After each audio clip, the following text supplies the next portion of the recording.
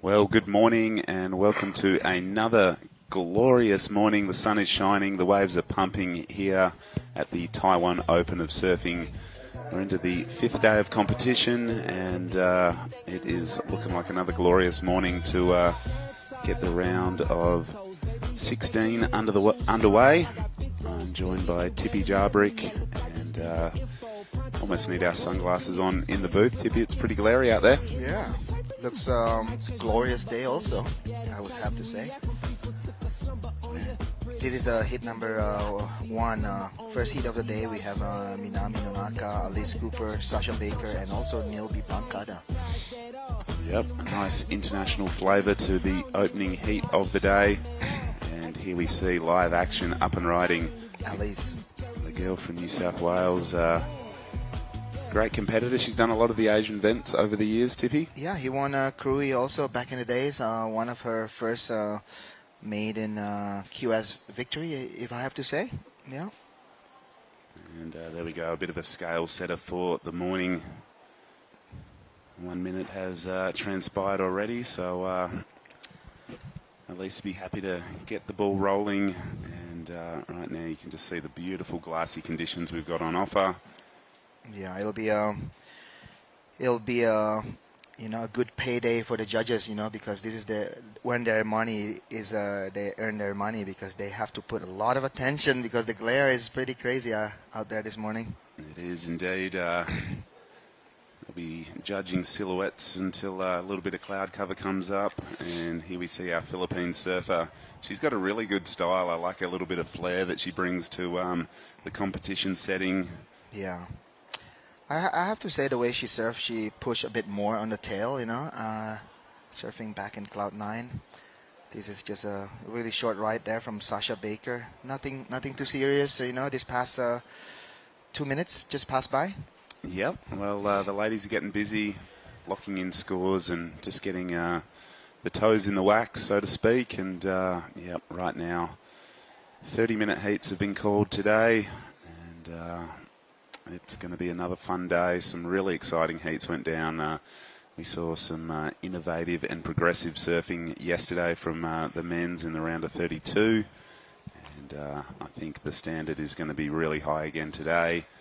Such a cool and fun wave, rights and lefts here at Jinzun Harbour. This is a women's QS 5000, so a really crucial event at the back end of the 2022 competition season.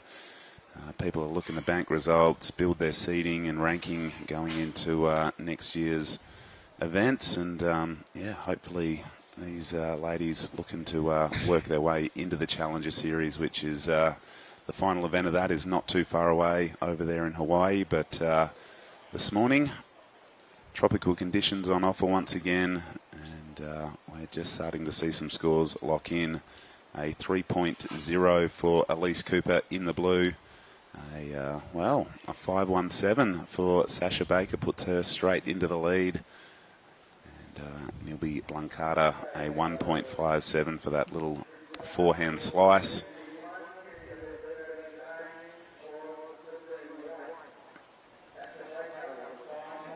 What'd you get up to last night, Tippy?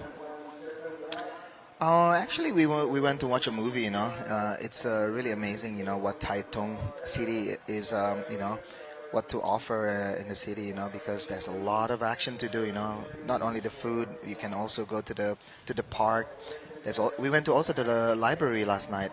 There's a really nice library, and then if I'm not wrong, next to the library there's an art gallery, and They have an art show also last night. So pretty artsy, town, I have to say, Taitung City, yeah. It certainly is. Well, stoked to have Ty Sarati, the WSL Tour Manager and Contest Director, on the couch with us. And I'd like to say good morning, Ty. Good morning, Justin. Good morning, Tippy. Morning, Ty. Mate, can you tell us what we're looking at here on day number 5? What can we expect for competition? Yeah, the wave conditions look really fun again, sort of in that 2 to 4 foot range, super glassy and clean. We'll look to do both the women's and men's round of 16 today, and then keep the quarterfinals on standby. But as the tide fills in, the wave quality will probably drop a little bit. So we've got a fair few days up our sleeve. Yeah, we'll just see how it goes today. And mate, you've been here a lot of times, I'm sure, but a really cool event, and yeah, this culture and place is super unique. But what's been your favourite thing about coming back to Taiwan? Yeah, it's such a special place. It's one of my favourite stops on tour. I think just the waves. You get to surf so much here. It's pretty amazing setup. Obviously the food's pretty amazing, and yeah, the people are so welcoming. So yeah, it ticks a lot of boxes. And tell us, 30-minute heats, a lot of opportunity out here at this break. 30 minutes seems like a short amount of time for people, but you know, the surfers are really loving the extra 5 minutes you've allowed in these really crucial heats. Yeah, well, this is the last 4-man round, so we thought giving everyone 30 minutes to, you know, just find 2 good waves is probably the fairest way to go about it. Yep, good call. I like it. So there it is, the official call for today. Women's round of 16 to kick off. We've got 4 heats of those. We'll go into the men's round of 16. Quarterfinals do go person on person, and they're on standby. But Tai, we wish you the best of luck in your role today. And mate, you've been picking it like a nose. You've done a really good job in, you know, getting the heats out there in the right order. It's been an exciting event thus far. Any highlights for you? I think just the overall event's been pretty awesome, and just being back here in Taiwan, it's yeah, can't really fault it so far. It's been pretty amazing, and hopefully we get to finish in some good ways, and yeah, so looking forward to an exciting finish over the next couple of days. And give us any insight on the forecast. It's been really consistent in this sort of 2 to 4 foot range. What can we expect for the back end of the waiting period? Yeah, it looks pretty similar again for the next few days. I think we'll just really look to use the lower tides in the morning with the cleaner conditions. So yeah, probably look to run 3 half days to finish off the event. Yeah, great call, great insight from Tai Sarati. Does a great amount of work behind the scenes getting these events up and ensuring that you know, the surfers have got great opportunity to earn points and prize money. It's a crucial event for the ladies, as we said, a QS 5000, and we see Ann Dos Santos on screen getting ready for the next heat. Tai, pleasure to have you here, mate, and we look forward to catching up with you later on during the event. Thanks, Justin. Thanks, Tippy. Wow, that's a pretty good insider from Tai Sarati. Probably he's gonna go to back to his desk, have a couple meetings with the WSL big bosses, you know, sending information about how good is this event. So hopefully they can sign a deal for a couple more years in Taiwan, because this is an event that everybody will look up to and then plan to come maybe in the future, maybe next year. Yeah, I think a lot of people first time here to this beautiful region, and as we see up and riding, this is Elise Cooper. Good connection through this left-hander, and she wants to finish strongly, and yep, that is her second scoring wave, and banks a series of nice forehand manoeuvres. So you can see the intensity and the desire from all these ladies in the opening heat. We do have some scores in. The best of it right now sits in the white column, a 5.17 and a 4.10. So Sasha Baker in the white has taken an early lead, and we've seen that been really important throughout the event. Tippy getting out there and banking a couple of good scores, applying a little bit of scoreboard pressure early, and sort of seen those surfers who have been able to do that sort of, you know, finish in a really good position. Yeah, a lot of time that we saw, like the heats that's passed during this event is anybody that you know, putting an early heat, it's almost like you know, they tend to advance. So we'll see this one. This is Nilvi Blanca. A couple days ago, she did a really strong performance on her heat, and then this one looks like this wave is also linking up a little bit for her, yeah? Yeah, but I like the insight that Tai Sarati provided us. It's definitely better in the morning, the lower tides and the glassy conditions. It's really rippable. Got a little bit funky as the tide filled in, and sort of seems to slow the wave consistency down a bit. So I like the insight. We can expect to probably be running some early morning heats for the next few days as we see our Japanese surfer up and riding here, throwing it up on the backhand. That was a strong one, Justin. And repeats the dose there. So I've been really impressed by the Japanese surfers. A strong contingent in both the women's and men's draw. And we'll confirm some scores shortly. We've just ticked past the 20-minute mark, so 10 minutes have transpired, and pretty much everyone now with 2 scoring waves on the board. So it's been a bit of a the girls have been throwing a few jabs out there. No knockout punches just yet, but we look forward to seeing what the judges thought of the last little exchange. And I can tell you, Elise Cooper, a 6.0, the best number of the day so far, puts her up into second place. She'll be looking to improve on her backup score, being a 3.0. Yeah. And you can just see the glare making life that little bit tricky, but this is Elise up and riding again. Yeah, so, Alice Cooper with that 6.0, I think that's also, the benchmark for all the girls this morning. Yep. Because this is the first heat of the girls. They haven't been surfing for the last 2 days. Yeah. It's been like always the men's around this past 2 days, and this is the first day that these women have an opportunity to surf. But I've seen every morning, all these girls who advance into this round are having a free surfing before the men's heat. So they all looks like really sharp.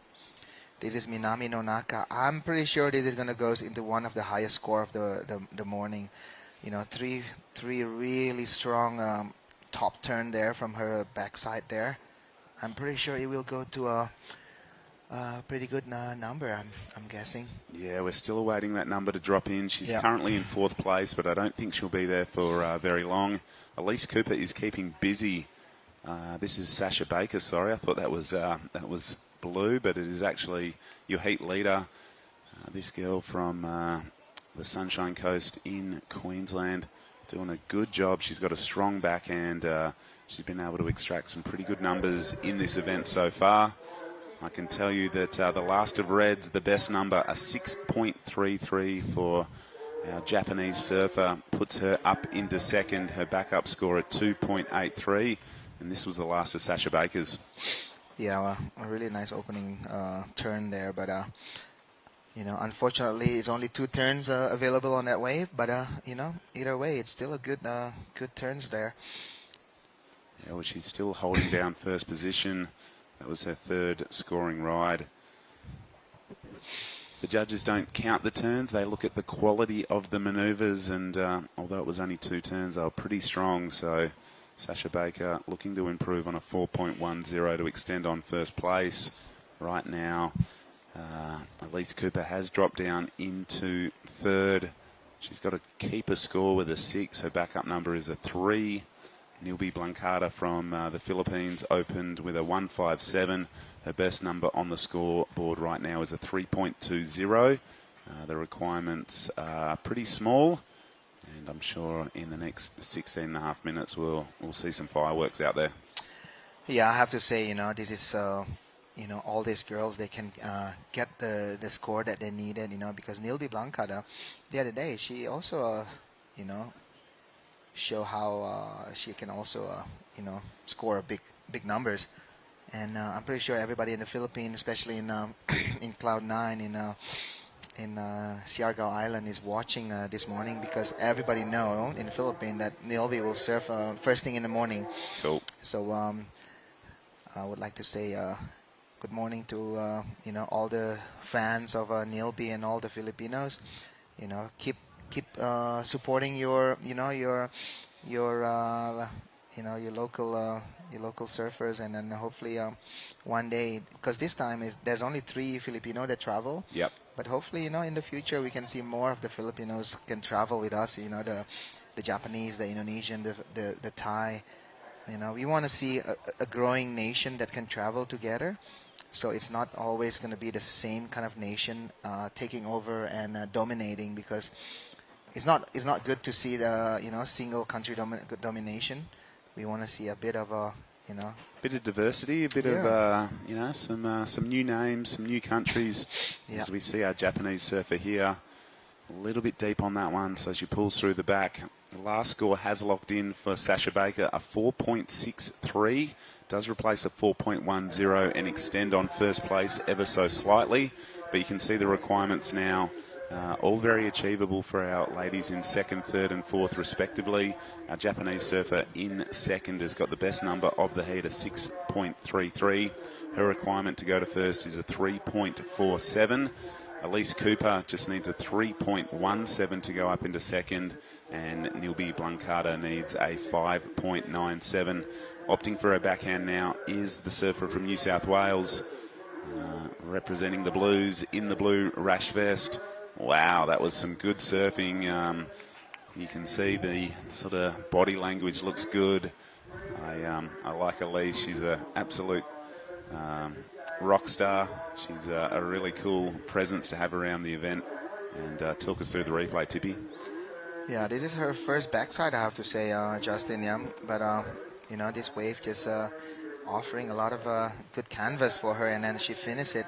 She only looking for 3.17. So with that body language, it's almost sending a message to the judges. Like, hey, that was a good performance. Yeah, she seemed to like it for sure, and we'll see what the judges thought of it. There we go, a 5.77 puts her up into first. Japanese surfer now on her backhand, extracting as much as she can on these nice running left-handers. Super glassy conditions on offer on day number 5 here at the Taiwan Open of surfing. She's kicking hard to get back out the back. You can see how important this heat is to make it to the quarterfinals. You'll surf just against one other lady, and it all changes, 4-person heats into, just one other surfer out in the water. It's such a different thing, priority and tactics really comes into play, but in these four lady heats, you just got to keep busy. You got to keep your run rate ticking over, and with just under 13 minutes on the clock, I expect to see a number drop in for the last of Reds. I think, Red just moved into second, Justin. Yep, a 5.27. So right now, Elise Cooper and Minami Nonaka, sorry, have been the only two surfers to lock in a 6 and a 5, and I think deservingly they sit in first and second respectively. We've been saying it all event long, Tippy, that if you get into the double digits, you put yourself in a really good position, and those ladies have done that in the sort of starting part of this heat. Their requirement now for Sasha Baker, a 6.43. Nilby Blancada needs an 8.40. You can see how beautiful this setting is here at Jinzun Harbour. I love the drone angle. You can see our event site right here, as close to the water as you can possibly be. But what I've loved about Taiwan is the scenery, the sunrises, the mountain ranges behind us. It's a really tropical place. Yeah. Justin, just a little bit of information about this place. We came here for the first event 12 years ago. Yeah. And this event was not prepared for any surf setup. It was just, 3 small tents. But if you come to Jinzun Harbor now, there's a facility for surfers. You see that big blue roof. There's a shower, there's a toilet, there's a bit of a planning that they put here. This is a destination surf area. Yep. In 12 years, this become like a map in Taiwan that everybody will come here as a tourist destination now. For domestic and also for international. It's amazing to see all the, the development of this area. Yeah, it's so cool to see. This is my first time here, and I've just been absolutely blown away with the surf culture of the area. Obviously, surf tourism is such a thriving part of, international economics now, I dare say. And I've been really impressed by the people, the setup, like you said, the facilities are really good. There's a cool little sort of, little sort of festival vibe going on out the back. There's things you can buy. There's skateboarding demonstrations going on. There's so much to see and immerse yourself in here in Taiwan. It's been an absolute eye-opening experience for me. And with just over 10 minutes on the clock, I love this drone view. You can see the swell lines pushing in, a really big swell fetch, and the consistency and the quality of the waves for me has been really, really good. And we heard from Tai Sarati earlier that we can expect similar conditions throughout the back end of the waiting period. These early morning glassy low tide conditions are definitely the best. And right now we're into the round of 16 for the women. We're going to follow these 4 heats with the men's round of 16, and looks like our quarterfinalists will be on standby. We'll just wait and see what happens as the morning progresses. 9.5 minutes on the clock. It is Elise Cooper from New South Wales holding down first. Japanese surfer chasing a 5.44 to go up into first. Sasha Baker started really strong, but it's just slowed a little bit for our surfer in white. She needs a 6.43 if she's going to make it through to the lady-on-lady quarterfinals. And our Philippine surfer has first priority in the green rash vest. She needs an excellent number, but she'll definitely drop that requirement if she can get rid of a 1.57, which is her low backup score. What I loved yesterday, Tippy, was you chatting with Marama, Mark John Takong, and just had his little posse of Asian surfers around there supporting him. Nilby was there, Filmar was there. But like you say, we'd love to see more Filipino surfers. That's another really unique part of the world with a really good surf culture.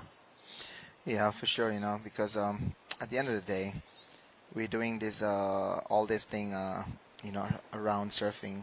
It's not only for, for surf lifestyle itself, being a surfer or professional surfer, but it's also bringing economy, to the coastline, because, if you come to Taiwan, for example, and surfing is not part of the culture or the tourism destination, this place is mostly is just going to become like a sleepy fishing village, for example. But we can also compare to a place like Krui. Who would come to Krui if it's not for the surfing destination that they have? Yeah. So it's an amazing thing that surfing can give also give back to the economy. At the end of the day, all you need to do is just take care of the nature, and people will keep coming and spending time and money to that place. Yeah, I've had a few messages from people asking me more questions. What's it like? How warm's the water? I'm definitely going to come. People have been digging up old footage. As we see our Japanese surfer here, she was on her way to a good score if she could ride out of that turn, but she goes down.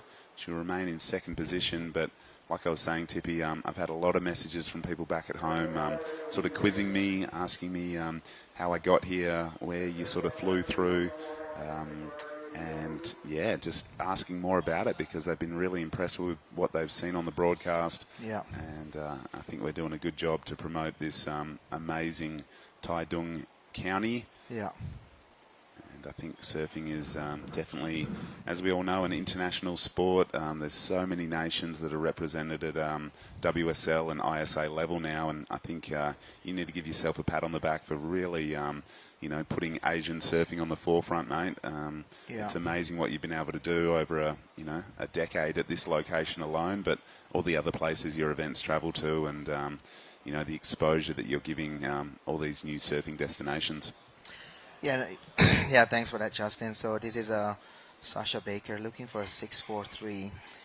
Justin, like at the end of the day, what I'm doing in Asia, it's only exactly the same thing that you guys been helping us. You come from WA, we have guys like Perry Hatchett, helping us with a lot of things. For example, like in Indo, and then now he move on to different countries. He just texted me the other day. He's in Maldives, trying to help the surfing scene there. And at the end of the day, the knowledge that you have to pass it on to the area, to the people that need it, because you cannot lie that Taiwan have the assets. They have the wave. We have to come here, deliver our knowledge. We have a knowledge exchange, And then at the end of the day, we tell them, hey guys, whenever you want to come to Bali, you know somebody, you know me, for example. If I want to go to WA, I'm just gonna call you, Justin. So at the end of the day, surfing also bring friendship. We transfer our knowledge. It's not only to keep to ourselves. It's a bit not going nowhere if you do that. So right. So Sasha Baker here, she's still looking for 6.43 right now. She was on the lead quite dominantly in the early of the heat, but now she's chasing for that number.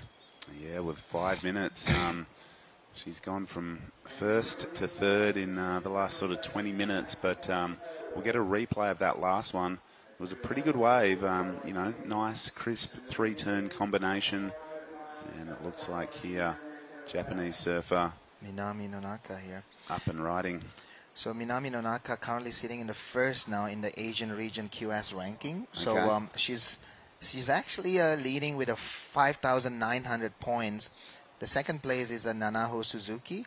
So Nanaho and Minami have almost 600 points difference. So if Minami can advance out of this heat, she will stay on top of the ranking. Unless, because we have number 5, Kalani Johnson's already go down.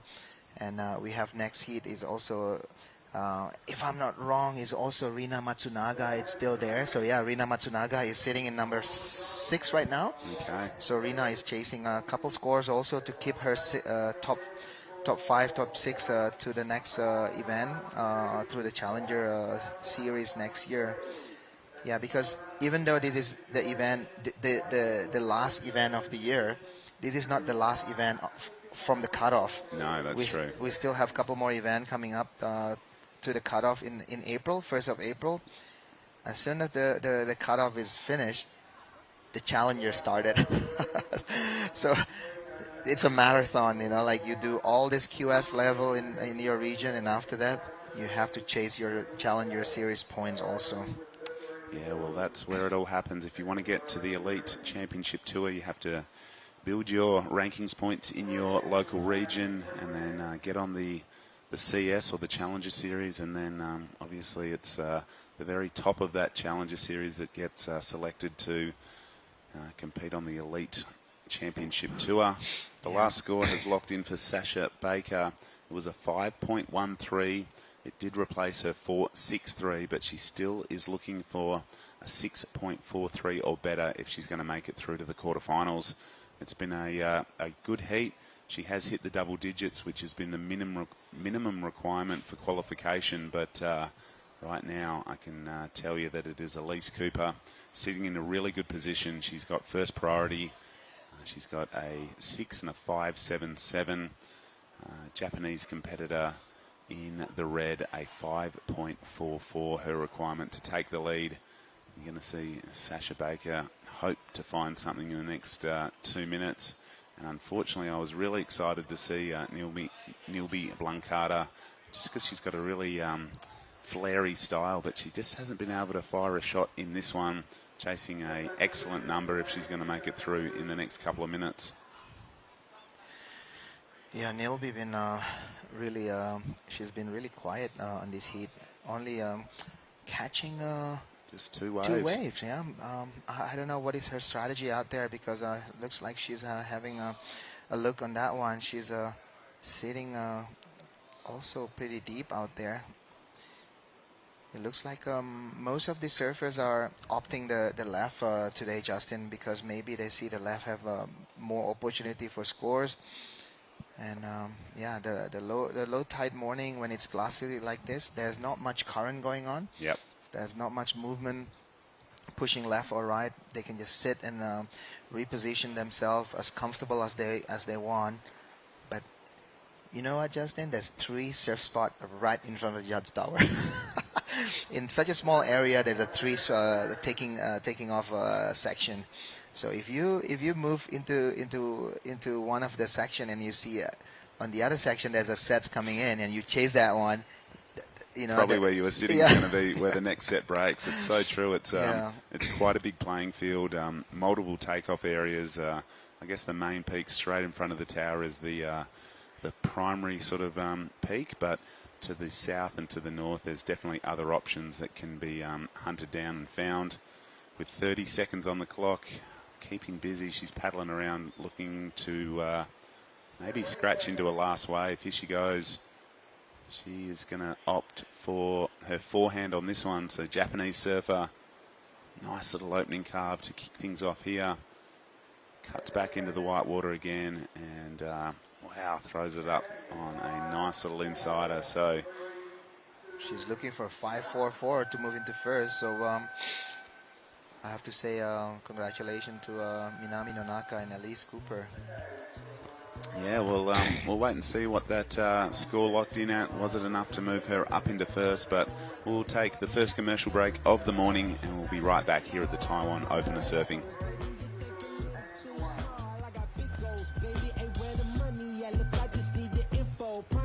I go and get it and split it with my kinfolk daily, and I'm the type of that might change my number on you. Yeah, that's how you react when people took a slumber on you. Pretty brown skin, baby, I can see the summer on you. You see.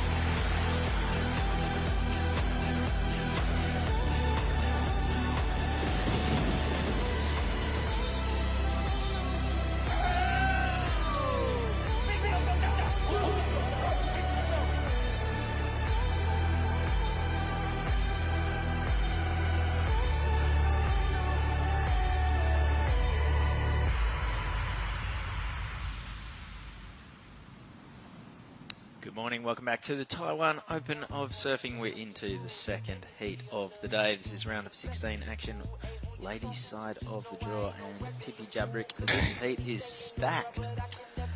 Wow, Wheeler Hardy, Ando Santos, Ellie Harrison, Rina Matsunaga, they're all, pretty high up in the ranking. Rina Matsunaga is number 6, Wheeler Hardy is number 1. So, Paige Harvey is number 1, so Wheeler Hardy is also trying to, do a lot of damage on this heat here, and hopefully taking the Taiwan Open of Surfing. Looks like Ellie Harrison on her backhand in the white jersey, opening up her account. Willow Hardy is sitting in the lead with a 1.5 minus score. Saw her dad Jean sitting in the stands, attentively watching the lineup. Backup board at the ready in case of any misadventure. And Rino Matsuoka moves into first priority, waiting on scores to come for all 4 surfers. So Elise Cooper and Minami Nonaka getting through that last heat. Unfortunately, we say farewell to Sasha Baker, the Aussie, and Nilby Blancada from the Philippines. Nilby provided us plenty of highlights in her earlier couple of heats. She was absolutely ripping. And I'm sure we will cross down to Justin to have a chat with Elise at some point very shortly. So 4 heats to run on the ladies' side of the draw in the round of 16 action, and then 4 heats of men's round of 16. And then we're into the quarters. We have 4. We also go down to surfer on surfer action from this point on. So these are our last rounds of 4 surfer heats. This is Annie Dos Santos. She's Brazilian, but she lives in Manly on the northern beaches of Sydney in Australia. And here goes Willow Hardy. She's from West Oz. So we've got sort of 3 very separate corners of Australia covered, as well as Rina Matsunaga from Japan. Here goes Willow Hardy from Margaret River. Surfed as a wild card at the Margaret River Pro this year, so has had a taste of things at the competition at the highest level. That's Ellie Harrison's opening wave. Opening score for Rena was a 3.57. Still waiting for scores for the other 3 ladies in this one. 5 minutes done, 25 to run. Yeah, so Willow Hardy is sitting number 7 right now, Binzi, so she's opting to get a good result here. And yeah. Got here nice and early. Turned up with her dad a long time before a lot of the competitors. Yep. She had never been here before, wasn't sure what to expect. Her first surf, paddled out in a full steamer because it was pouring with rain and windy, and she just assumed it was cold. She came in with her blood boiling and figured I'd it's too hot. Lose a few layers from this point on. Yeah, as we can see just now on the screen, Chris, Ellie Harrison just got a really good wave, I have to say. She pulled a really nice maneuver there, and she kicked the tail there. I have to say that's going to be one of the highest score of this heat so far. So far, Willow Hardy has the highest single wave score of the heat, a 4 for her second last encounter. So she is currently in the lead, waiting on the number to come in for Ellie Harrison. And Dos Santos, a 2.6 for her opener. And Ellie Harrison locks in a 4.77. So it is the highest score so far. Yep, so Ellie has the best wave of the heat, a 4.77. Willow has the second best wave, a 4. And Rena has a 3.57. And Anne has a 2.6, and that is the order of proceedings. You think all 4 of these ladies will be looking, no, at this level 4s aren't going to cut it? Yeah, I think as we all been seeing the result, it have to be a double digit, you know, to move on into the next round. That's the order so far. And yeah, I think still early in the heat, just 7 minutes passed by, and Ellie Harrison sitting in first right now. Annie Dos Santos moving to second right now.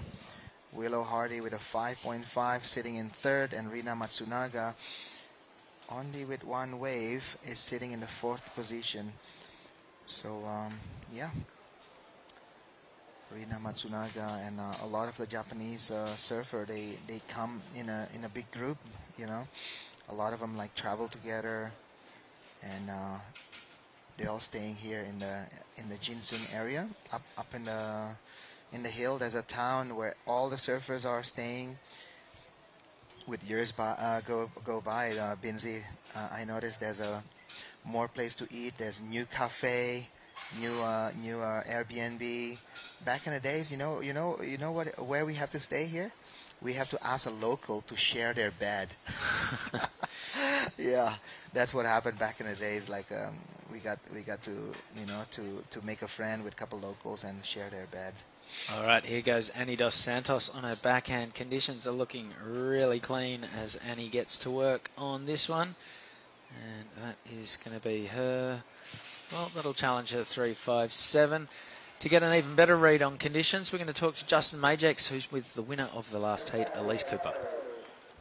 Yeah, thanks, Chris. I'm here with Manly's Elise Cooper, first heat winner of the day. Congratulations, Elise. Tell us about conditions out there. It's pretty perfect. Like, it is a bit slow out there, but considering all the other QSs we've had, it's pumping. Tell us, it's been a couple of days since the ladies have surfed. What have you done in your downtime, and how did you prepare for this morning's heat? Just in my late days, I've just been going home and laying about. Haven't really free surfed too much. And then with this morning, I just got down extra early and just watched and, yeah, tried to psych myself up. A quarter-final finish, a keeper result. Looking at the forecast, it looks like these morning conditions are the best with the lower tide. Are you stoked with making it through to the quarters? Yeah, I'm so stoked. If you told me coming into this event if I'd leave with a quarters, well, hopefully I won't leave with a quarters, maybe a semi or final. But, yeah, I would take it with both hands. Yeah, stoked. You've been doing these Asian events for many years. It's such a cool opportunity to travel to new locations. Have you been here to Taiwan before? No, never. And this trip I'm doing it solo as well, so it's been a bit of an experience, but it's all worth it. Tell us, you rock the headphones prior to your heat. What do you listen to amp yourself up? It kind of differs. This morning I listened to Wait For You, like one of the R&B songs, but yeah, it kind of depends. I like to calm down. I don't like to get too psyched. Yeah. And tell us, where are you hanging? Are you hanging here in Jinzun, or are you back in the city? And what do you think about the cuisine? Have you been eating a few dumplings? I don't even know where I am. I just know I'm 15 minutes that way, and it's super quiet, super peaceful. I don't think anyone's staying there, so I don't know if that's working in my favour. But yeah, I love Taiwan. I love the food. I love the dumplings. Just everything about this place. Be sure to come back. And while you're on screen, anyone you want to do a shout out to or say good day to back at home? Just all my family and friends, my dad, Mana, all my sponsors, and everyone back home who's been watching. And yeah, thanks. Well, there we go. Elise Cooper, first heat winner of the day, and she's through to the quarterfinals and stoked with her result. Back to you guys. Thank you very much, Justin. Yep, things going a lot better for Elise today than yesterday when she came an absolute cropper on the rocks, heading out for that free serve after play was done for the day. And, thankfully today she hasn't put a foot wrong. Elise Cooper from Manly, originally from Maroubra, is through to the quarterfinals, and she's pumped on that result.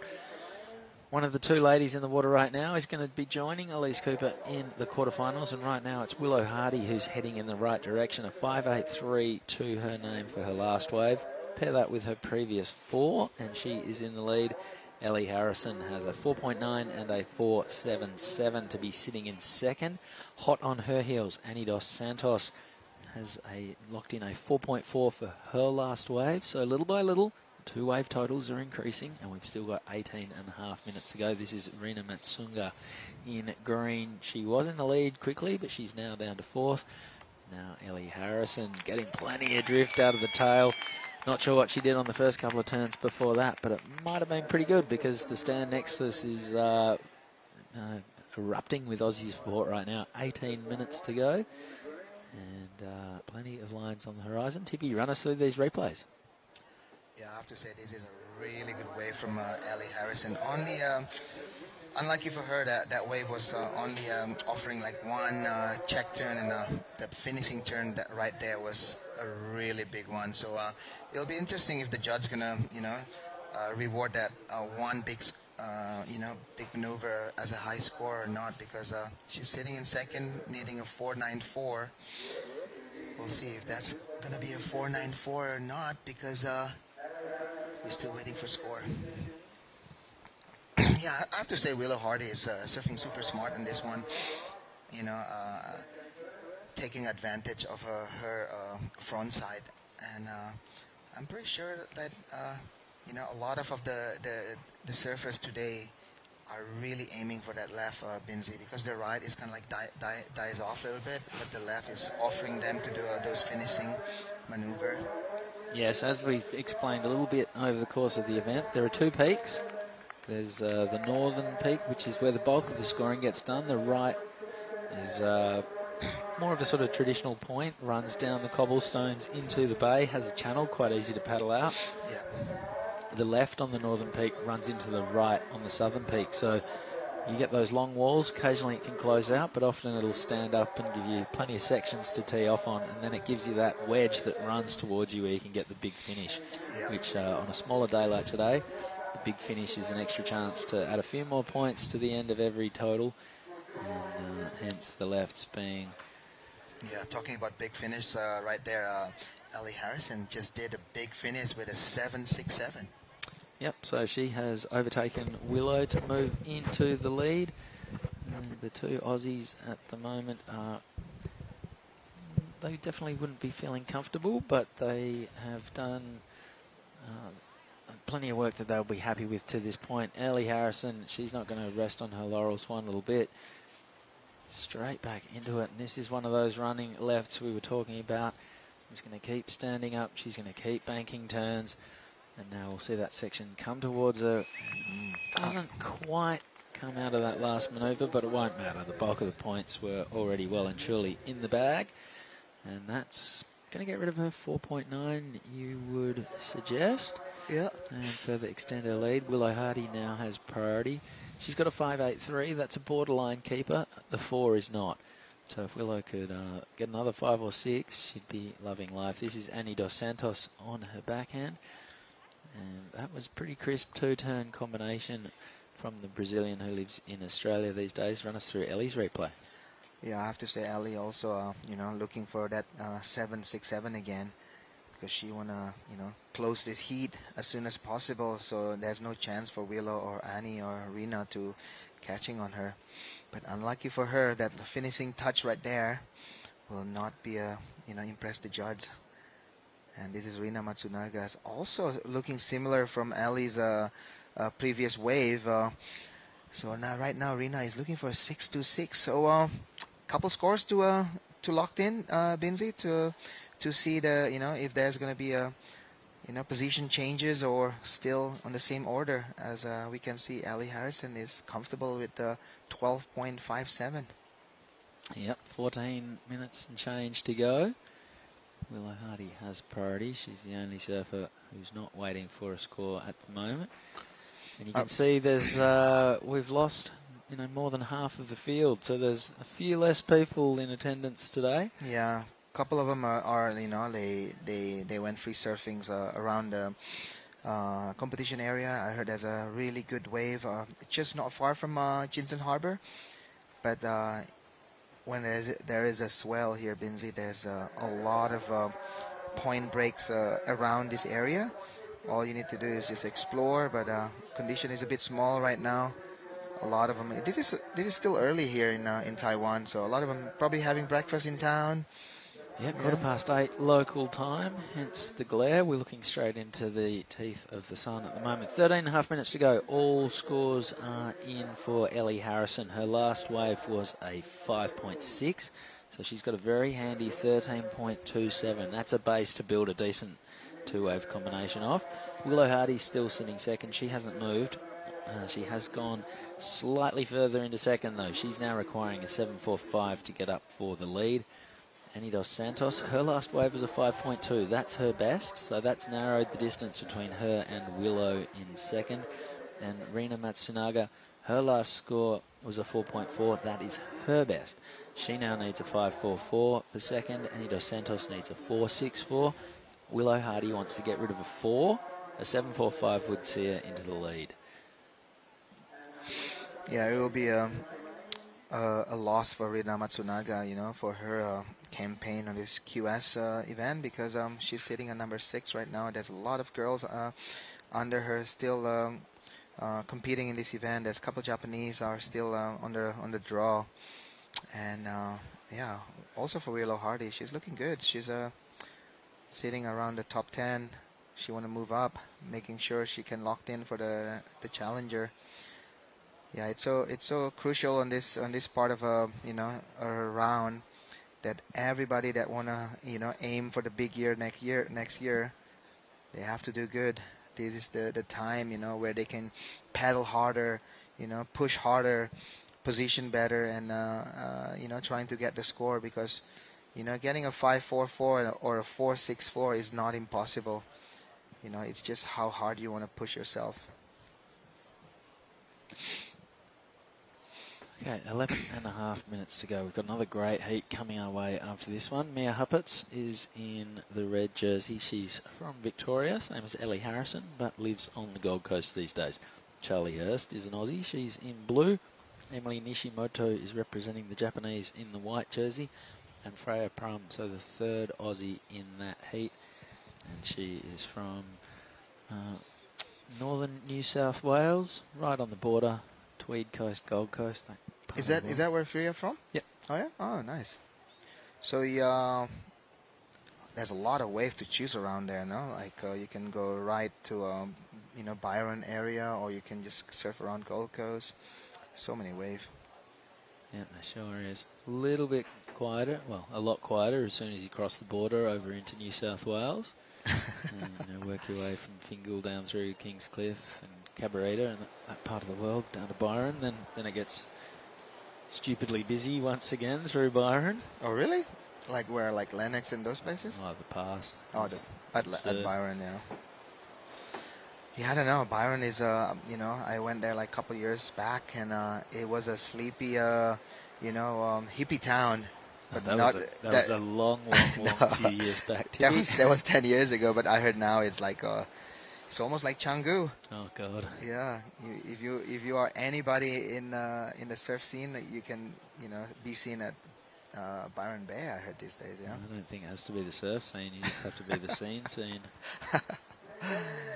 If you're not in Byron, you're not anywhere. There's still plenty of waves around though. You can definitely sneak away and find yourself a little bank somewhere. Yeah. Tellus is pretty good, no? Oh, if you can find somewhere to park. Oh, really? Oh, no. So it's just not... I don't know. In Bali, you never pay for parking unless unless you go to Canggu or some of those beach where you have to pay for parking. But, as a local, sometimes you just high-five them and say, hey, I forgot my wallet.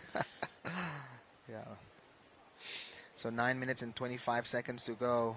It's things looking a bit, more pressure on Rina because she's still looking for, a 5.44. She's holding fourth priority right now. Rina is looking left and right. That's a sign that, pressure is on. As we can see, looks like Willow is having a look on this one. Also Annie. No, nobody. None of our competitors interested in this one. Interesting parking protocol around Taitung, where we're staying. There's a fleet of not parking inspectors, the sort of parking officers who ride around. They put receipts under your windscreen wipers, and then they come around every kind of hour or so, and they stamp your parking ticket that's on your windscreen, and then you sort of self-report. I think. I kind of like that idea rather than giving a parking ticket. Like saying like you did a bad thing. You this and that. But this one is more like, hey, you park here for 2 hours, you pay 2 hours. And then I guess you log on. Maybe there's an app or something, and you sort of self-report and you pay your parking. But we're quite lucky, thanks to the Taitung County Government. We just give our parking dockets to our hotel reception, and they sort it out for us. Yeah, that's nice. So Rina just finished her ride right there. She's looking for 5.44. Let's see if that's going to be enough with 7 minutes 50 seconds to go. Looks like Rina still have things to do. And Ando Santos, Annie is looking for a 4.64. That's a good first turn. That turn. She's going to have to put the foot down. She can't reconnect with the open face. So one turn. Yeah. Probably not going to be that big of a score because there's plenty of opportunity to link a few turns together today and put things into a combination. And if she can put another maneuver right there after that big maneuver, that could be in the range of what she's looking for. 7 minutes 15 to go. She's in theory looking for a 4.64, but these ladies are all going to be chasing 5, 6s, 7s at this level. The quarterfinals are up next. You don't want to be coming into the finals with a pair of 5s under your belt. You really want to be starting to find your groove and know that you're capable of putting those bigger scores down, because competition's only going to get more and more fierce as we get down to the business end of this event.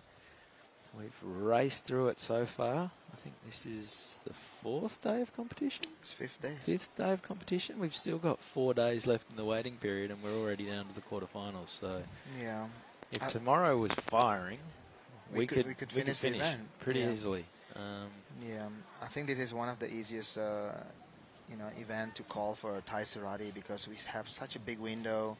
The wave is always here. It's all about playing and providing the best condition for the surfers right now. But at the end of the day, if tomorrow is firing and there's no, no excuse to delaying the final. Who knows? That could be the call. But at the end of the day, we have to make sure that this event is providing the best condition. Yeah, I mean, if we get down to the quarterfinals and there'd be 8 surfers left both sides of the draw. There'd only be 16 surfers left. That sounds like a pretty good reason if it's firing to call it off, let us go surfing for the day, and then wait for the weekend crowds. How does that sound? I think that's a good idea, Binzi, yeah? Because, at the end of the day, we all surfers. We all want to have our own empty, playing field. So why not? Let's suggest that, and then keep the camera rolling. No cameras. The commentators and cameraman cup is always a classic. Let's do that. No, we need to have the broadcast crew on. They want to see you, Binzi. No. Come on. Nobody wants to see that. 5 minutes remaining. Ellie Harrison is in the lead. Willow Hardy is sitting second, only just. And you know that Willow and Annie Dos Santos are both really desperate to upgrade the 4s that they've got as their second scoring waves right now. Here goes Willow. All right, this is a big opportunity to really shake things up in this heat. She wants to get moving, flying down the line. Open face carve so far. Now that stands up 2 turns and squeezes one last little jam out. Nothing super dynamic about that wave. I think she wanted a little bit more when she took off. Yeah. You imagine that's going to trouble, that might sort of push that 4 a little bit higher. Yeah. But probably not the wave that Willow was hoping for. Yeah, the setup was there, as we can see, if there's a replay, the setup was there, the speed was there. But I think she's choosing that roundhouse cutback as her first maneuver right there. It could be, not what the judges is looking for. You want to see off the lip, a bit of more you want to go vertical. You want to go vertical, yeah, because judges, as far as this round, they want to see, surfers pushing more of the limits. Yeah, so the comparison right there, you remember Annie Dos Santos, her last wave was just that one turn, but it was pretty nicely placed. She went vertical. She got a 3.73 for that. Yep. Willow Hardy, her last wave was a 3.93. And I mean, that was obviously a better wave, but had there's a lot of downtime. There's an open face roundhouse cutback, and then a couple of little jams down the line that the judges aren't going to fall for. Yeah. And those 2 waves have come in around about the same range, whereas Annie just did that one turn. One maneuver, yeah.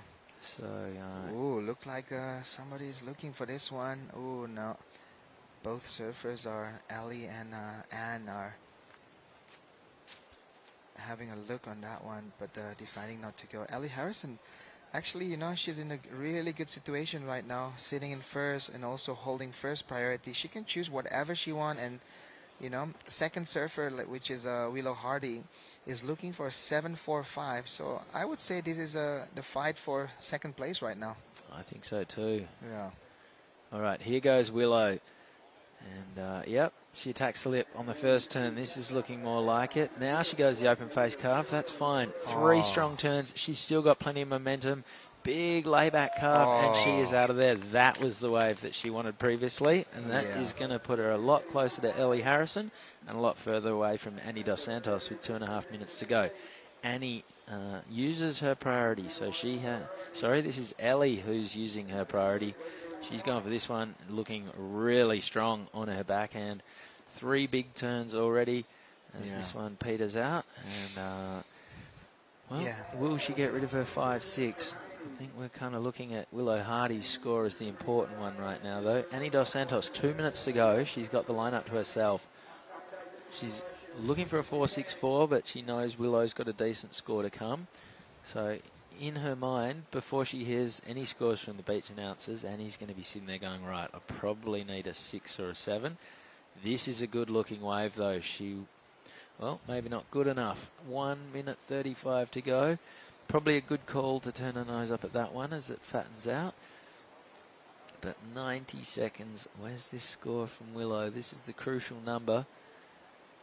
I would say it's going to better her 5.83 there, Binzi, because that wave was offering a lot of maneuver, and she even finished it with a super strong wrap around, off the top, the lip.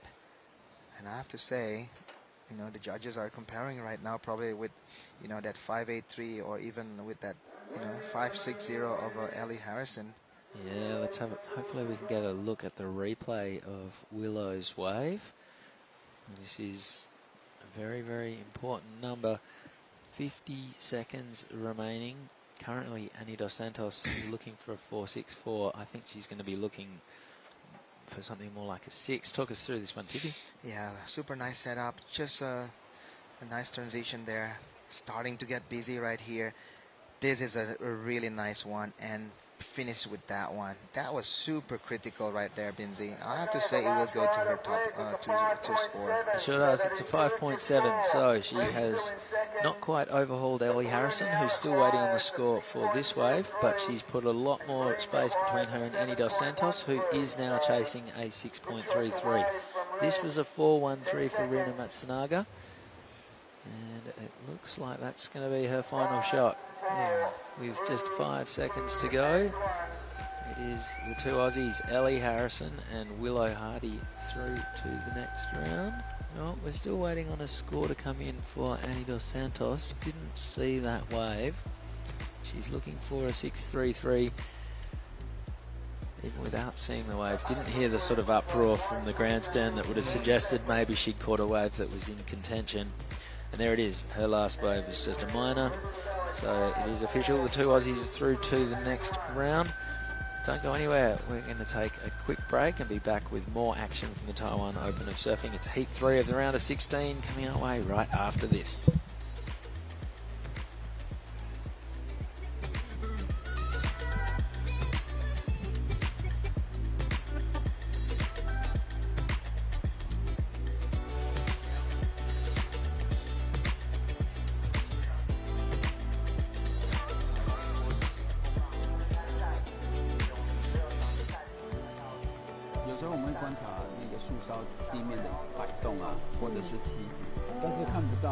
最快最好玩的方法，你看口水它移动的方向，它就是我们地面风的速度跟最高。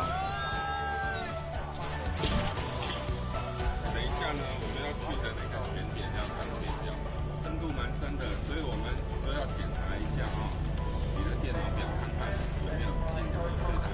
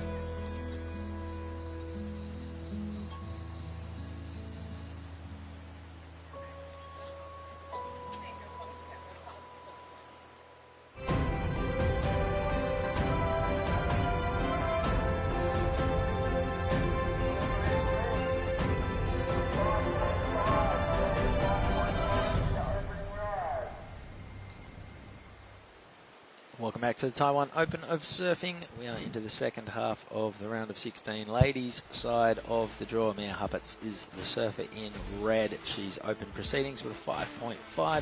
Freya Prum, fellow Aussie, is in green. She's got a 3.5 to her name. Charlie Hurst and Emily Nishimoto yet to open their account. Good morning, Giada Lagarde. Good morning. Thank you for having me back in here. Yeah. Hey, there we are.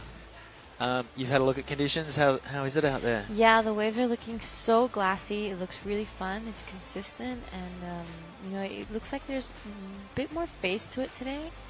And I'm excited for today's action. Yep. Any surfers in particular you've got your eye on? As we see Ellie and Willow, these rocks are treacherous. Yeah, those rocks, I've definitely seen a few falls, and it's actually really difficult to walk in and out. I know Lee Cooper definitely struggles, and she says, you know what, those rocks kind of give me a little bit of anxiety. You've got a big hole in your toe as well, I see. Yeah, I took a fall the other day walking out of my first heat, but you know, the barnacle hit me really, really well. So, but it's all good. The fun part about those rocks too is you don't know which ones are the slippery ones. They all look the same, and then you put your foot on one and you are ice skating.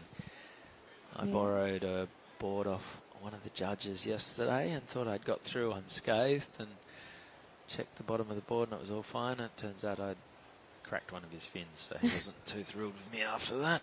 Here goes Mia Huppets. This was a 5.5, setting the tone for this heat.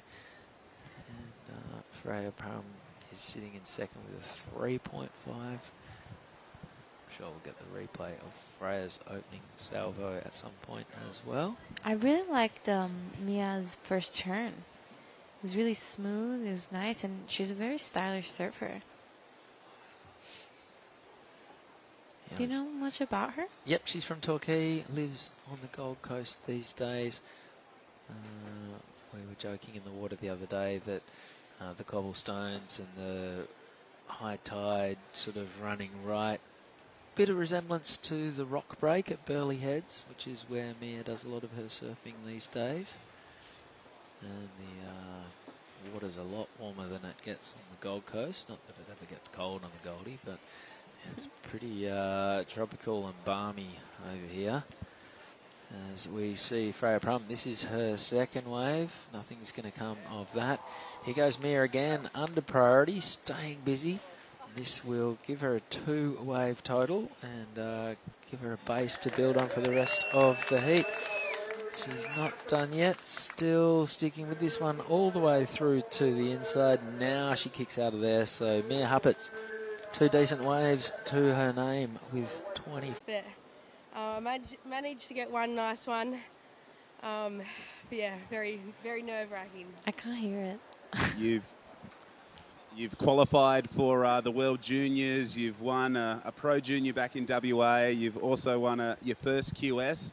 How much confidence do those results give you coming into this QS 5000? Yeah, a bit of confidence. It's Mia, sorry. Yeah, a bit of confidence, but obviously because it's dual with Asia, I knew that it would be much harder than those wins at WA. An amazing result. Obviously, your little buddy Willow Hardy moving through as well. You know, coming into this event in Taiwan, what were your expectations? And are you just thrilled with your performance so far? Yeah, I'm super happy to get this far. It was so good getting through with Willow. It feels like so much better when you get through with a friend, and especially an Aussie. But yeah.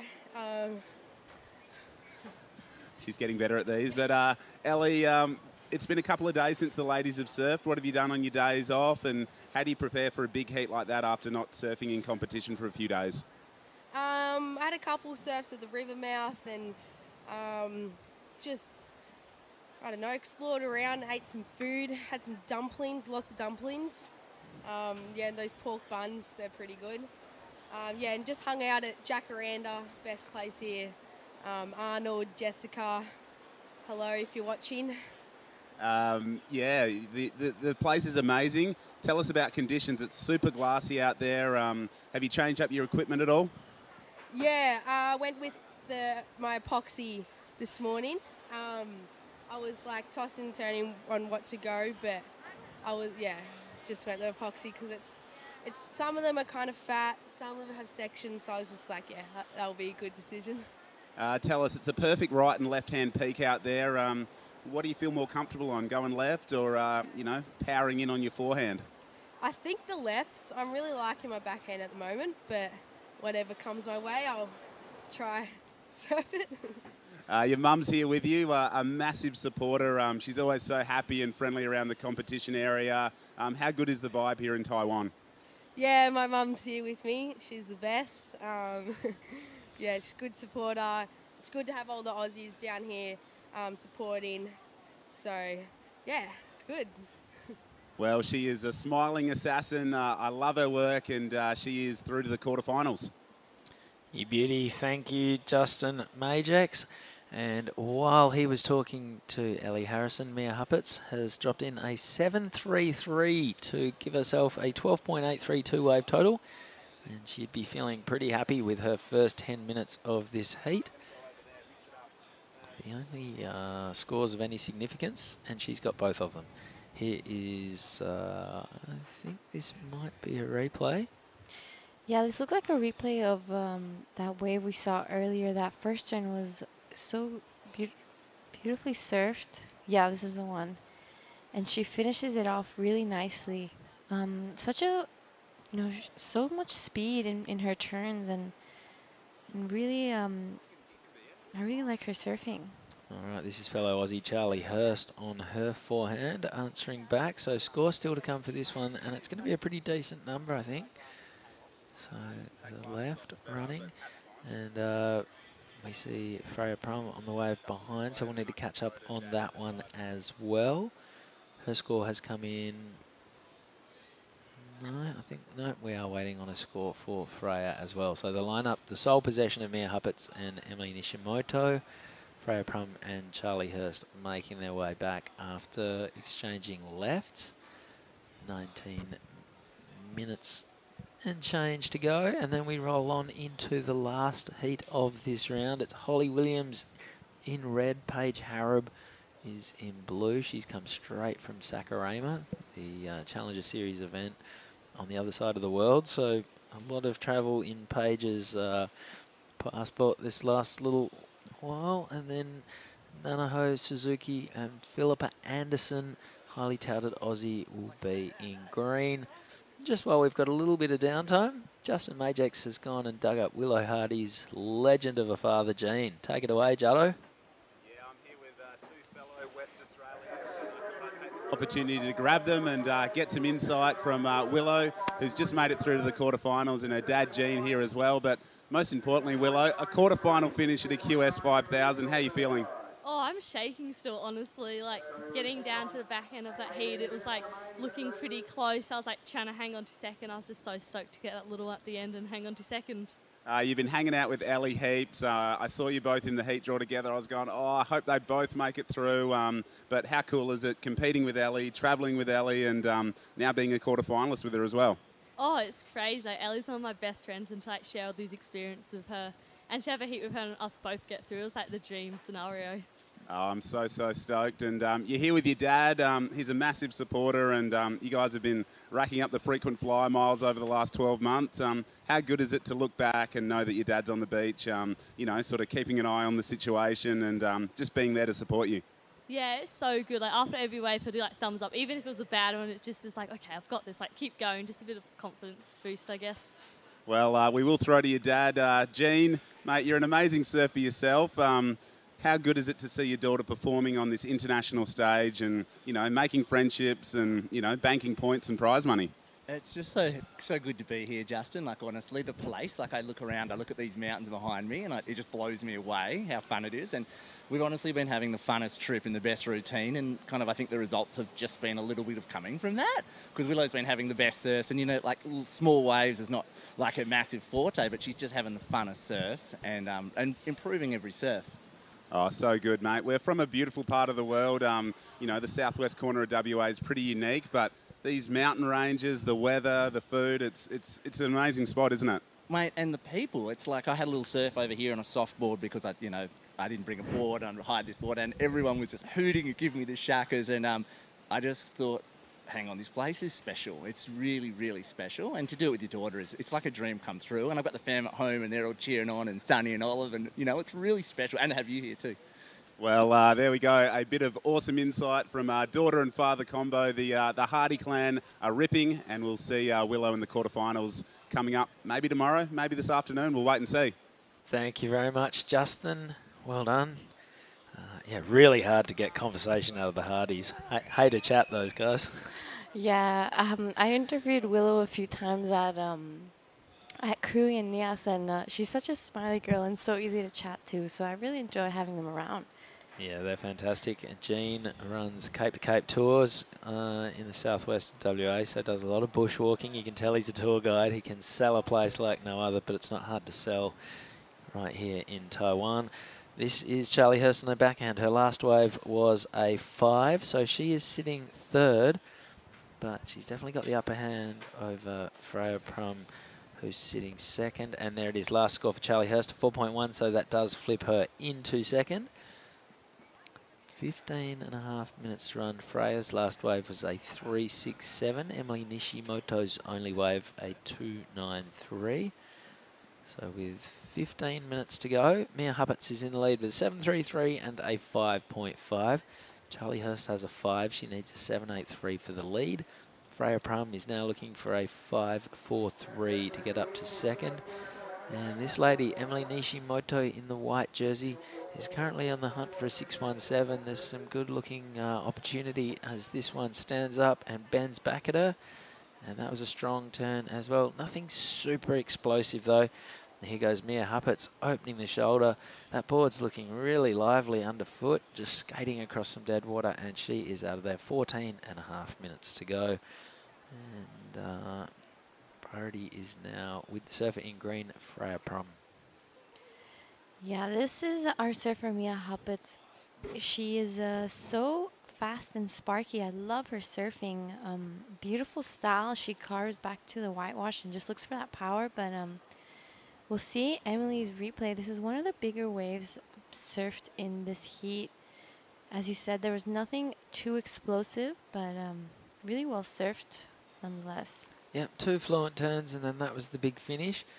A bit like Willow Hardy's second last wave in that last heat, though. I don't think the judges want to see you opening up with those open face carves. You really want to be looking for the waves that give you a steep, strong first section where you can really bash it, you know, kick things off with a bang, get a bit of attention, and then you build your momentum down the line and hopefully get the big finish as well.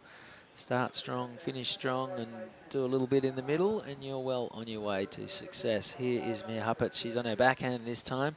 Vertical, I like that, but she was a little bit late to the party and gets swallowed up and goes down. 13.5 minutes to run. That is Charlie Hurst on screen. She is sitting second. She wants to get rid of a 4.1. A 7.83 would put her into the lead. It's just going to be a minor score for Mia. Emily Nishimoto is probably going to get her best wave, which will bridge the gap between her and the progression positions. 13 minutes to go. Yeah, Emily Nishimoto a little quiet for now in the first part of the heat, so she'll be definitely looking to catch some more waves. The best part about surfing here is that you can even catch those scores under priority. You know, there's so many waves and so much opportunity that even you can go a little under and catch your own little bully wave to take you all the way to the inside. All right, last score for Emily Nishimoto, a 4.73. That takes her up to third. Now she needs 4.38 for second. So little by little, these totals are building. Mia Huppatz a 12.83, Charlie Hurst a 9.1, Emily Nishimoto 7.66, and Freya Prum 7.17. Bit of swell on offer right now. Mia Huppatz is in third priority, so she has to seed the way. Here goes Freya Prum. She's waited for this one for a little while. It's going to stand up and run for her. One big turn, bashes the end section. I really like the way she gets drift out of the tail. That seems to be a bit of a signature turn for Freya. The first turn was strong, and then the finish was great. Yeah, we've seen her do that turn quite a few times this contest, and I think I've seen her do it as well in a heat or two in Brazil. This is Emily Nishimoto She is out of there, 11.5 minutes remaining. So first and second priority is with our second and first place surfers at the moment. Score still to come in. Freya's last wave is a 3.3. And nothing of any significance for Emily either. 11.11 to run. So tell me a little bit, do you know anything about Charlie Hurst? I haven't seen much of her lately competing around. No, young Aussie. There's a whole tribe of them at this event who are travelling as a pack and supporting each other.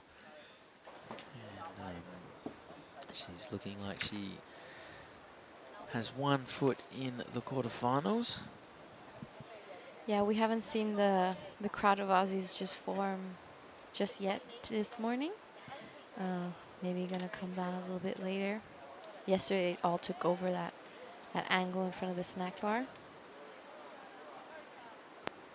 On screen we have next heat Holly Williams, as this is Emily Nishimoto trying to better 293. 2 really nice turns, and it looks like this wave is just going to taper down. I stand corrected, it actually picked up. Got the finish out of that one. 10 minutes to go. And Emily, I think that's going to be in the conversation for that 4.38 that she needs to get up to second. Yeah, I agree. Definitely better. It's definitely going to better the 293. But she's definitely going to still be looking for something better. This is Freya Prum on her forehand again. A nice first opening turn. A carve to like switch it up. And this wave is looking much better. She's definitely going to be starting to get that bowl rolling again.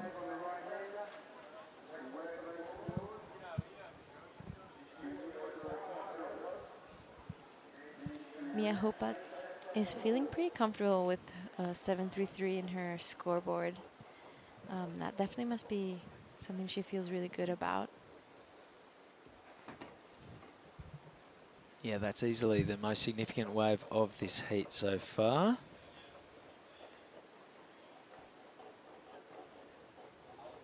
This is the replay of white Emily Nishimoto.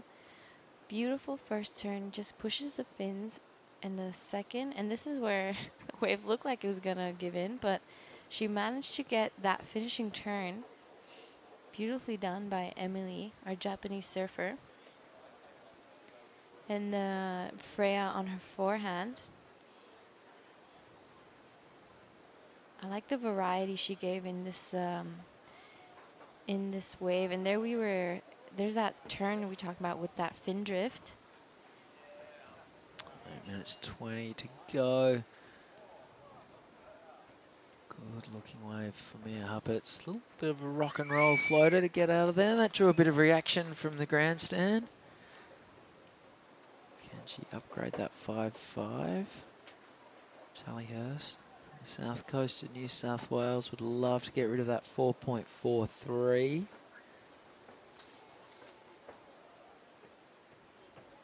That glare this morning is making it really hard to look out.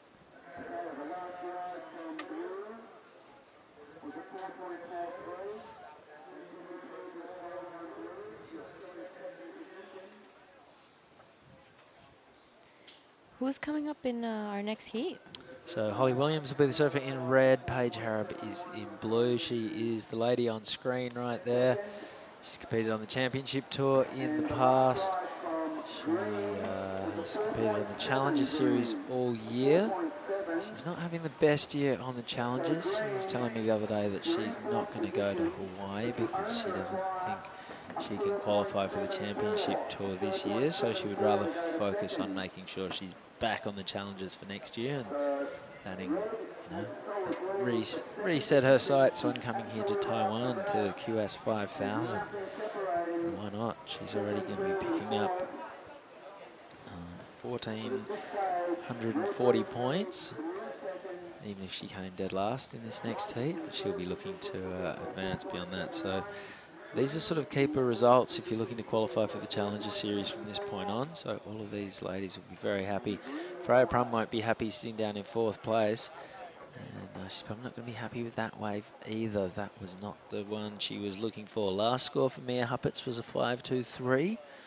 Strong wave. Every other girl in the heat would keep that one, but not for Mia, which tells you about the good work that she's done to this point. A 7.33 and a 5.5 are her high notes. That's Philippa Anderson on screen, the Novocastrian from Newcastle, New South Wales. Hour or so north of Sydney. Wow, what a great heat. I'm pretty sure Philippa and Paige are traveling together in this event. They sure are. They've travelled together for years. All right, this is Charlie Hurst. Good looking wall, opens the shoulders, 2 turns so far.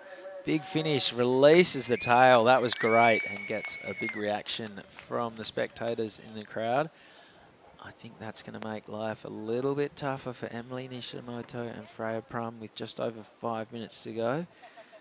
Charlie's only looking to get rid of a 4.43. I think this will be her best score. Talk us through the replay, Gianna. I agree. A really nice first turn, kind of like in the pocket, and this one is a little bit flat, but she sets it up for this really great turn. That's definitely going to be the money turn of this wave. Release the fins, little drift, and completed it really nicely. Yeah, the first turn was strong, and the finish was fantastic. Turn in the middle, not a whole lot, but that's okay. A 5.83 the result. That is Charlie Hurst's best wave. That does consolidate second. She now needs a 7.01 to move into the lead. And life's got a little bit tougher for Emily Nishimoto, chasing a 6.1, and Freya Prum chasing a 6.13 with 4.5 minutes to go. There's the drone shot. That is us next to the grandstand in the blue container. Here goes Emily Nishimoto on her backhand. Good looking first turn. And unfortunately, that is all that was on offer for the Japanese surfer. So she is out of there. 4 minutes 15 to go. Mia Huppets and Charlie Hurst in the lead. Emily Nishimoto sitting third, just marginally ahead of Freya Prum. 4 minutes remaining. Freya does have priority, so she's looking for a 6.13 to get up to second and to keep her Taiwanese dreams alive for 2022. There's the drone shot again. That's the left, just in the background in the bay that Gene Hardy was talking about surfing earlier on his soft top. He didn't bring boards because, of course, he is Willow's caddy, and so he hired a soft top, and he had an absolute ball out there until he snapped his leggy. Well, sorry, his leggy string and had to go in, call it a day. And you can see just the spectacular scenery in the background, those tall mountains that just rise straight out of the ocean. And it's a beautiful drive. It's about 40 minutes from where we're staying, south of here, so back behind the camera if you're looking at the screen. And we're just winding around that coast the whole way. Beautiful coastal drive. Ocean on one side, tall, lush, well-vegetated mountains on the left.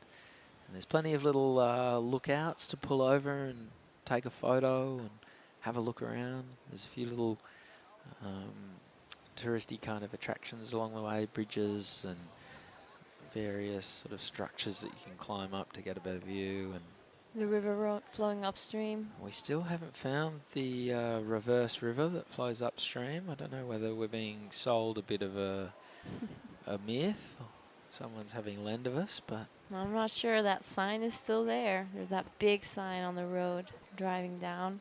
River flowing upstream.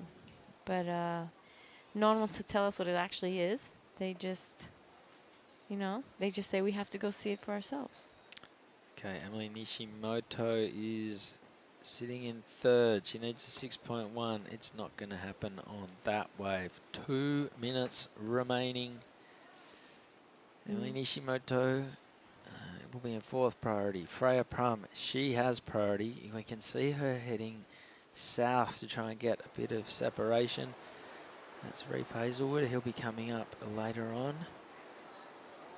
Mia Huppets been in the lead from the very first minute of this heat until now, and it's looking like she will be taking this out.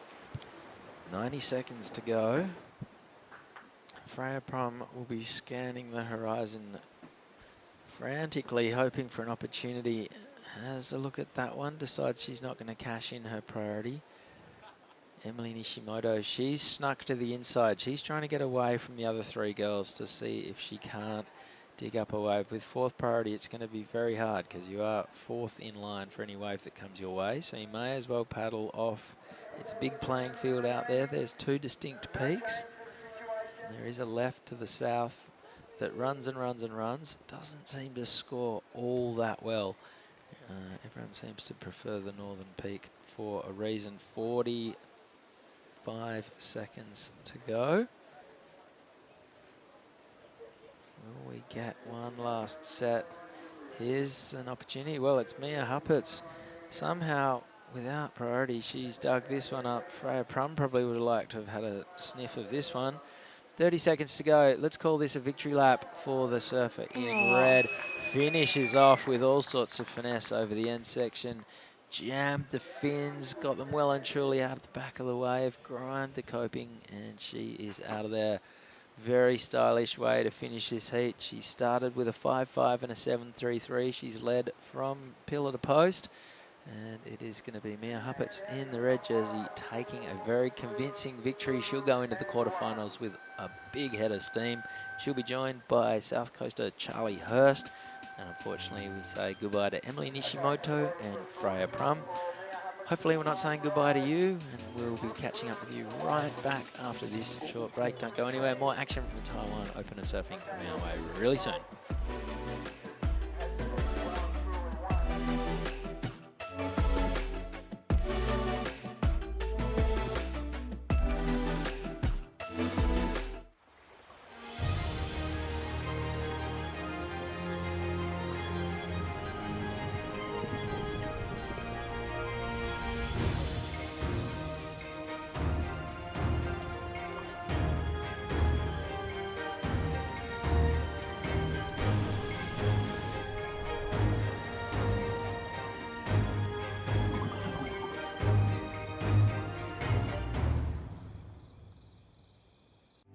在台九线长长道路上，一旁就是那无尽的海洋。台东 Start 旅行是一场灵感的捉迷藏。台东是个美丽的地方，也是个很真实的地方。一起来寻找新的方向。台东 Start。Well, we'll come back here to Jinzun Harbour. This is the fourth and final heat of the round of 16 for our women, and it is a stacked one. Live action. This is Suzuki, the Japanese surfer, on her backhand. She's been really dynamic through the early rounds of this QS 5000 event. She's joined in the lineup by Philippa Anderson, Paige Harrop, a former championship tour surfer, and Holly Williams is out there in the red representing Australia. Yeah, this is a really exciting heat. I'm actually really excited to see this one. There's going to be, I'm sure, lots of action. Yeah, they've been red hot, action-packed. It's all been going on here on day number 5 of competition. And you can just see as we see the replay here, This is the opening ride of red, Holly Williams. Wow, she finished that off really nicely. And this was Nanaho Tsuzuki's first wave, sorry. 2 really quick turns to get around that section, and manages to finish it, but early times in this heat. Yeah, this is live action. The Kiwi surfer, Paige Harab. Feel like she's been chipping away at WSL events for a very long time, and she knows what it's like to get to the elite ranks, and she's really battling hard to get back there, and she is a great surfer. I remember her winning at Margaret River back when it was a QS 10,000 they were called back then, so I have fond memories of seeing Paige back in my home state of WA. To anyone tuning in from West Oz, g'day. Sorry I'm not back there, but I am loving life here in Taiwan. Jada, it's been an absolute pleasure to be alongside you, and you've been eating good food, hanging out with good people, making memories, and I think that's what is so cool about surfing competitions like this. Oh yes, I agree. Especially, I think we found our favorite dumpling spot last night. Oh, there is a lot of good dumpling places, but I think we went to the gold medal winner last night. Yes, elite. It was so good. Blew my mind away. I pigged out a bit. I got a soup full of dumplings, and I got 2 plates of dumplings, and yeah, I hate food going to waste, so I gorged it all down, and I must say I'm still full. The gills are overflowing this morning still, but what is overflowing is absolutely red hot surfing as we see our Japanese surfer here. Beautiful first turn and straight into the second one. She finishes it off. Oh, just gets unstuck, but that was going for a really big score if she finished that turn. This is Philippa Anderson on her forehand.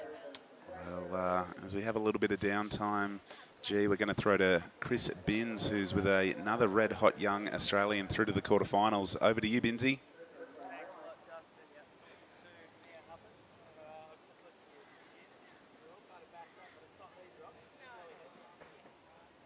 Well, maybe we're not quite ready for Binsy.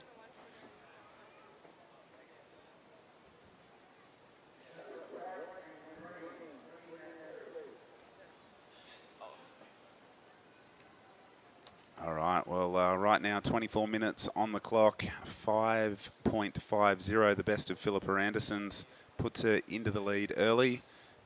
Holly Williams, a 4.17. Paige Harab opened with a 3.77. And we got a couple of numbers to lock in for our surfer in white, Suzuki. Here we see, this is the last wave of Philippa Anderson's. That was a really crisp turn. She's a really tall surfer, and she uses those long legs to really put some great leverage into her manoeuvres. And I think this was an opening ride, so what do you know about Philippa? Well, I know Philippa is from Newcastle. I know she trains with Ivan. He is a Spanish coach, recently moved to Bali a couple years ago. I train with him myself actually sometimes when I'm in Bali. He does training camps in Mentawais, and I know that he's traveled with Philippa to Europe in the past Challenger Series. He is a really great guy, and I know that they work together really well. But Philippa is such a nice, friendly human, and I love surfing with her. Always says hello, is very humble to everyone. And yeah, that's pretty much all I know. Well, I think Chris Binns is now ready. We're going to throw over to him and Mia Huppert, the winner of the last heat. Thank you very much, Justin. All right, I think we're working this time, which is great. Not the first time we've had a chat this week, Mia. Congratulations on the win. Thank you. Yeah. Looking at your shins, you've bashed yourself up, but it's not from these rocks, it's from Burley Heads. A few similarities with this rock off. Definitely cut myself a few times on the feet coming in and out here, but yeah, the shins are from Burley. And you had your good mate Charlie Hurst in that heat. What's it like surfing with a mate? And do you just sort of have to put your blinkers on and not be friends for a little while, or are you still hoping she gets through with it? It's definitely not easy. I was good friends with all three of those girls, so it's been a challenge, like competing with friends, but you just kind of, what happens in the water stays in the water, and just think about getting through and not the fact that they're your friends. Tell us about the conditions. It looks pretty fun out there right now. Today's probably the best day we've had for surf, I reckon. Good lefts and rights, yeah. And you've been working with Brad Gerlach a little bit. Have you been talking to him through this event? What's he been telling you? Yeah, I have. I've been talking to him and he's been helping me out. Just kind of sticking to your strengths and staying calm throughout the heat and little things like that which help, yeah. As well as being an incredible surfer, Brad Gerlach is one of the world's great storytellers. So let's channel our Ger. Give us your best story so far from here in Taiwan. Ooh, it's a tough one. Well, we're staying at Jacaranda, and on the second day when Charlie, Holly Williams, Ellie and Marlon and myself surfed, Arnold, who is the owner of the hotel, said that if we make it through our heat, he'd make us dumplings. And we got home that night at probably 6 o'clock, and there would have been like 150 dumplings just all on the table that they were cooking all day. So I reckon we would have had dumplings if we made it or not, but it was special moment, yeah. Oh, Arnold, all right. And what's on the line if one of you guys can take this event out? Well, he said he'd make 2 lots of dumplings for us all. We'll invite us all over. Well, that's all the incentive we need. Good luck. Let's hope you take this thing out. Congratulations. Thanks so much. All right, Mia Havertz, back up. Well, I love the dumpling stories. That is going to be something I definitely take home, and I'm going to be eating a lot more dumplings before I leave, but they're going to be high on the agenda when I get home as well. I feel pretty healthy eating dumplings. Me too. I find that they're actually quite healthy. You know, if you think about it, it's just, you know, protein and a little bit of carbs outside. So this was a wave ridden while we were hearing that interview. I really enjoyed this turn. I thought that was so sharp, so powerful. She really hit it in the pocket, really well timed as well. Yeah, looking at the replay, she had a lot of good speed on the takeoff, and that wave just kept giving her sections, and she connected with every single one of them. So Suzuki, for me, is definitely going to move into first place on the strength of that. We've seen just a touch over 10 minutes transpire in this, the 4th and final heat of the round of 16 here at the Taiwan Open of Surfing, the women's QS 5000, and I've been super impressed with the Japanese surfers, but quite a few of the young Australian girls moving through to the quarterfinals. It's looking like a lot of Aussies in the next round. Yeah, it does. But I have been seeing Nana Suzuki in the free surfs, and honestly, for me, she has been a standout because she's so sharp. I have barely seen her make any mistakes. And she's really active in the water. Seems to be on a really good roll right now. Yep, she's got some really good momentum rolling through this event. And a guy that's also got some good momentum is this man on screen, Reef Hazelwood. Whoa, put the mockers on him. Bit of a wobble there. So obviously you can see each surfer's got a slightly different sort of preparation strategy. You can see, you know, just working on some balance techniques there by the looks of it. I don't think he needs to worry about his balance too much. I never see this guy fall. He's an amazing surfer. He's got the headphones on and psyching up for what is some really important heats coming up. Talk us through this wave, G. This is Paige on her backhand, a really strong first and second turn. She tries to make it a little more vertical on the third, throwing so much water in every single one. She's definitely going to be improving on, well, of course. I think it'd be a little bit better than her 377 maybe. Yep, that's her second scoring wave, so we'll definitely improve her situation. She was in 4th place prior to taking off, but I don't think she'll be there for very long. But look at that number for White, a 7.0 as we dissect the replay here of Paige Harab. She's a really powerful surfer. She's got some really strong legs on her.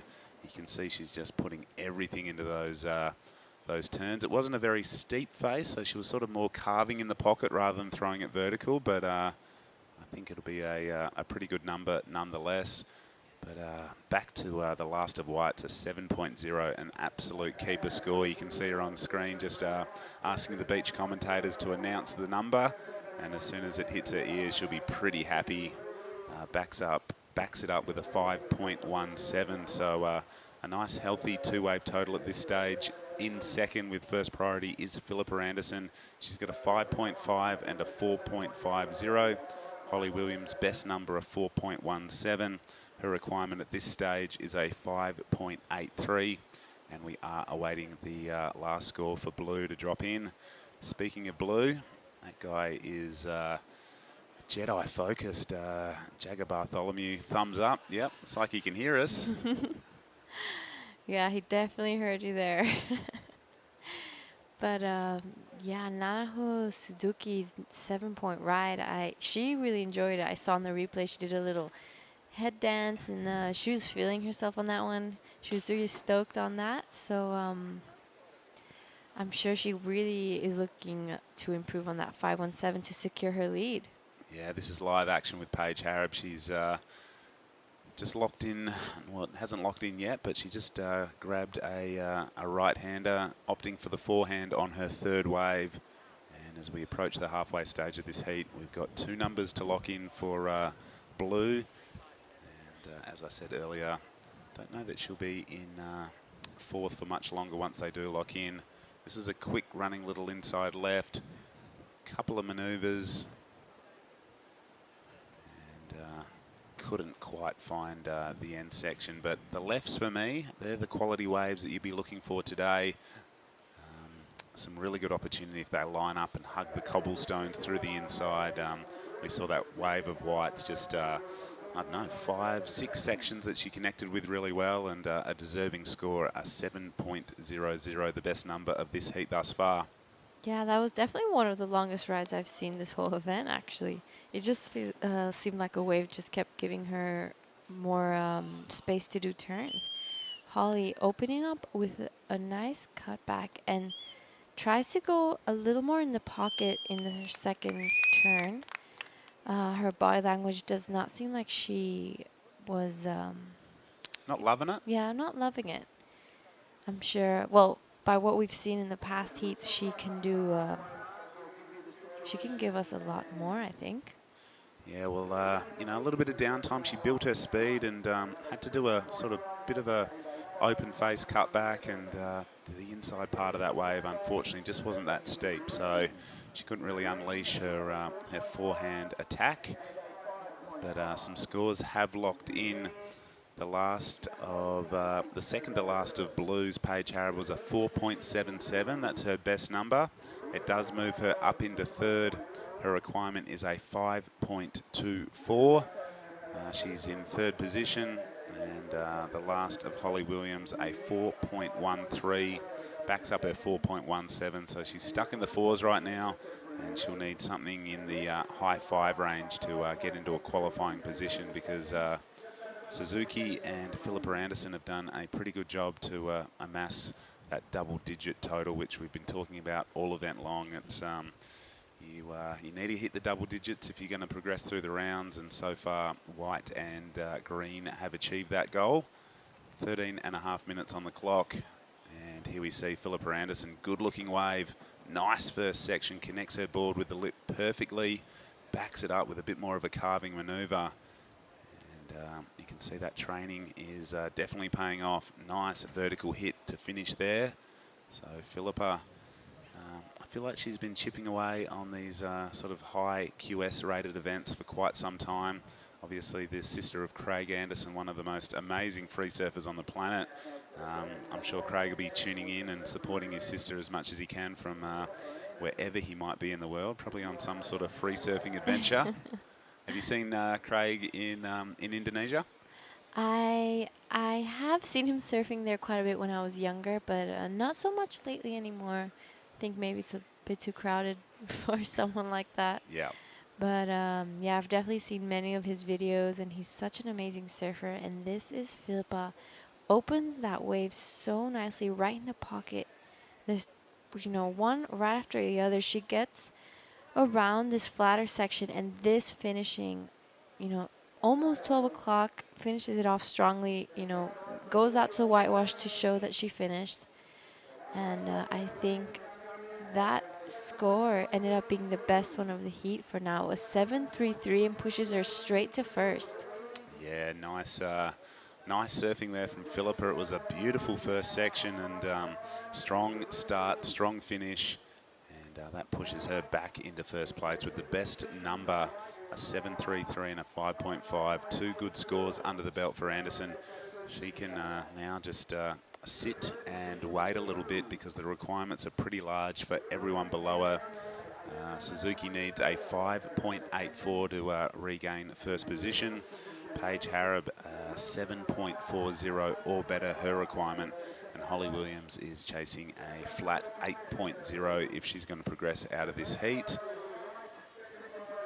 During your times, when you hear, you know, the requirements building during a heat, does it put more pressure on you, or do you just sort of have to, you know, block that out and just focus on what you need to do as a surfer and a competitor? I mean, it definitely puts pressure on because, you know, you hear those scores and you know what you need to do. So it puts that little bit more pressure on, and, you know, some people, it really fuels the fire, and for others, it just makes you crumble. So it depends what type of personality kind of, I guess, you have. Yep, well, unfortunately goes down. She cashed in her priority there, so a bit of a mistake from Suzuki in the white rash vest. She was opting for the right-hander, but for me, we've said it, the best scores today have been coming from the lefts. A 7.33 and a 7.0. The best numbers of this heat both came on the left-handers. And for me, in this sort of short period swells that are on offer, they just seem to today, I don't know if there's a change in the swell direction or they prefer this lower early morning tide. They just seem to run and stand up a little bit more than the rights have been. Yeah, we've seen that switch in the first few days. It was always the rights that were running a little longer and had more wall to it, whereas now it's changed over to the left. And just as we say that, we have Nanaho on this wave, a little bit of whitewash on it, so it's not so clean, but she's gonna take it all the way to the inside, hoping to get a 5.84, sorry. And wow, it keeps going. Yeah, we were just talking about how long they've been running for today, and yeah, proceeding to get that one underneath priority as she was paddling back out. And yeah, I think she did a pretty good job for a smaller inside wave, but just kept popping up little sections. It looked a little bit foamy and a little bit frothy, but she definitely extracted everything she could out of that one, and we'll see the replay here.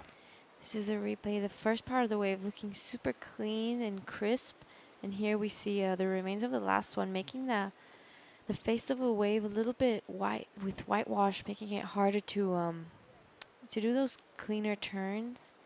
But she surfed this so well and takes it all the way to the inside and finishes it off. It looks like she's liking the feels of that. Yeah, I like the look of it. And here we go. This is Paige Harab. You can see how nice and clean the conditions are. Paige carving a nice first turn. Looks at a steeper section that comes towards her. She crunches it, stands tall to show the judges she had complete control there. Just a two-turn wave, but they were pretty powerful. She's going to need something, I don't know, that just offers a bit more opportunity than two manoeuvres if she's going to get that 7.40.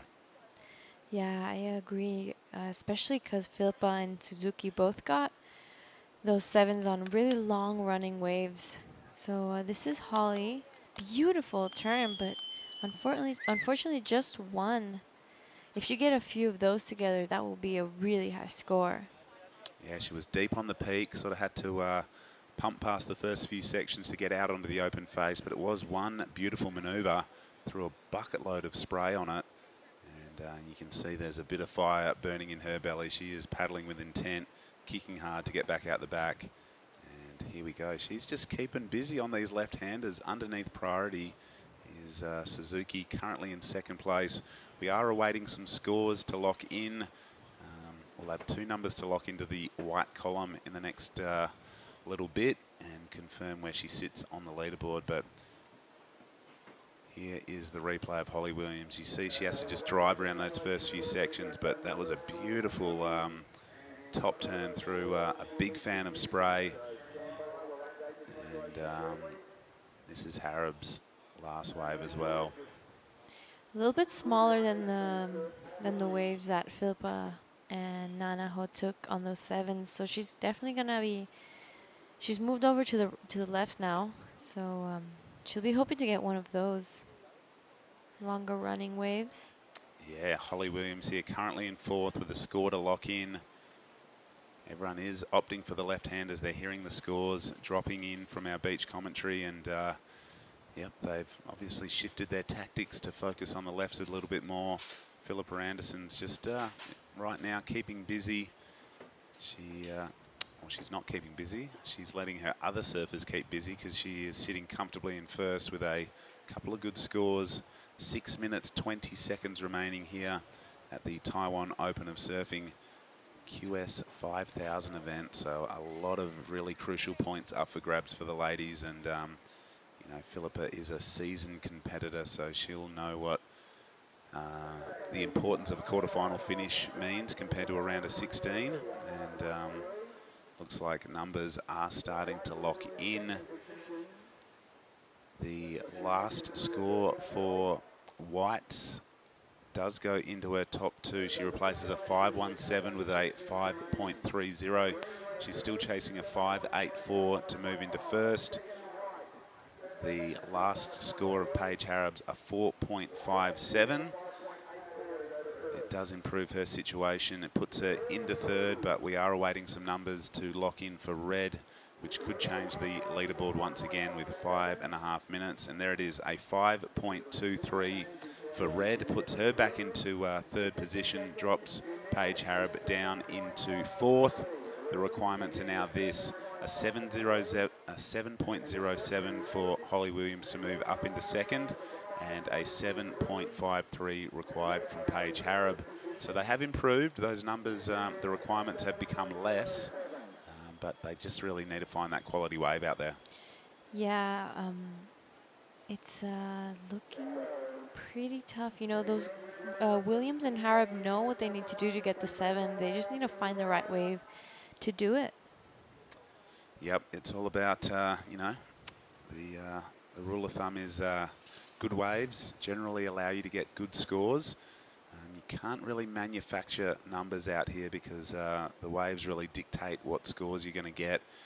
The left in particular can either hit that deep water or stand up and keep running. As a goofy footer, I know you like to go left. I do. I do love a good session at Ulu's or my little left at Sandbar. Nice, nice. You know, coming from Bali, what would you compare this wave to? Is it similar to a small day at Canggu maybe, or what would you, you know, sort of what similarities can you draw from Jinzun Harbour to any of the waves back at home? I guess it does have similarities to Canggu, but as my friend Kailani has said, also from Bali, it reminds me of a wave called Imbrawa. Yep. I don't know if you know it. It's just before Canggu, in between Seminyak and Echo. And as well as Peaky, there's waves everywhere. It's right and left. It's a little softer than Echo Beach. So I think this wave reminds me more of a really good day out at Brawa. Yep, I know Brawa well. Got a few mates who've got villas along that little stretch. And yep, you see all sorts of people surfing. Just up a little bit is Old Man's, and so many fun waves along that stretch. Yeah. Well, Nanaho did improve on her score again. A 5.73 increases the requirement for Holly Williams, a 7.50, and Paige Harrob now looking for a 7.96, pretty much an 8, I guess. So, building her scores up. Yeah, well, she's just kept busy. I really like that she's just sort of caught a wave. She's paddled back out. She's swung and got another nice little inside left, and yep, she's dropped a 5.17. She improved it with a 5.3, and then she improved her 5.3 with a 5.73. So some nice tactics on offer, and just keeping busy underneath priority. I think that's a really good manoeuvre from our Japanese surfer, and she's applied some scoreboard pressure with 2.5 minutes on the clock. We've got a nice little view of the competitors area. A lot of guys and girls hanging out. These upcoming heats of the men's are going to be really, really cool to watch. The opening heat of the round of 16 for the men will feature Reef Hazelwood, Jagger Bartholomew, Hirota Arai, and Ryuki Waida. So that is an action-packed heat coming up in the next couple of minutes.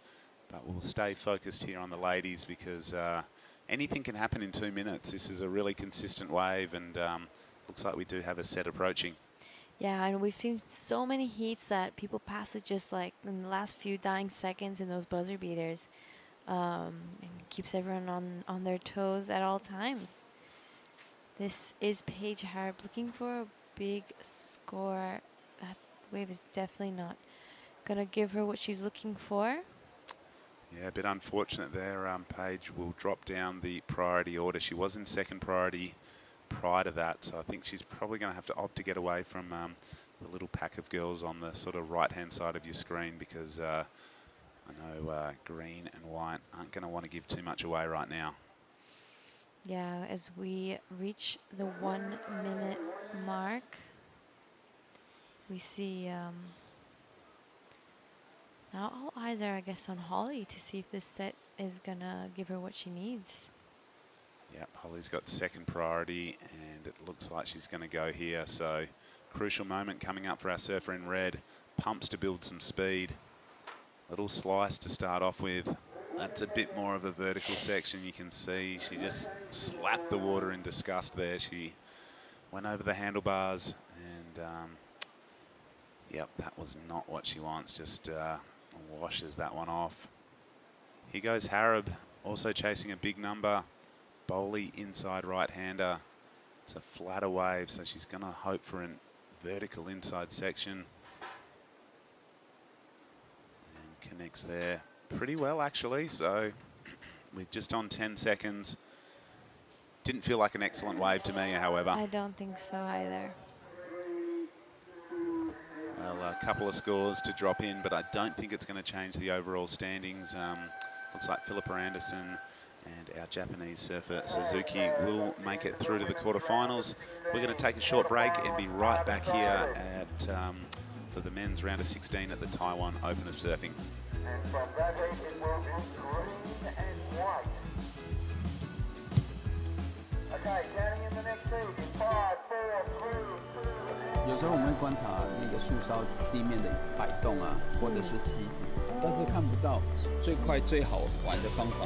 你看口水它移动的方向，它就是我们地面风的速度在变高。等一下呢，我们要去的那个前点要当点标，深度蛮深的，所以我们都要检查一下哈，你的电脑表看看有没有进入最大的这个事情。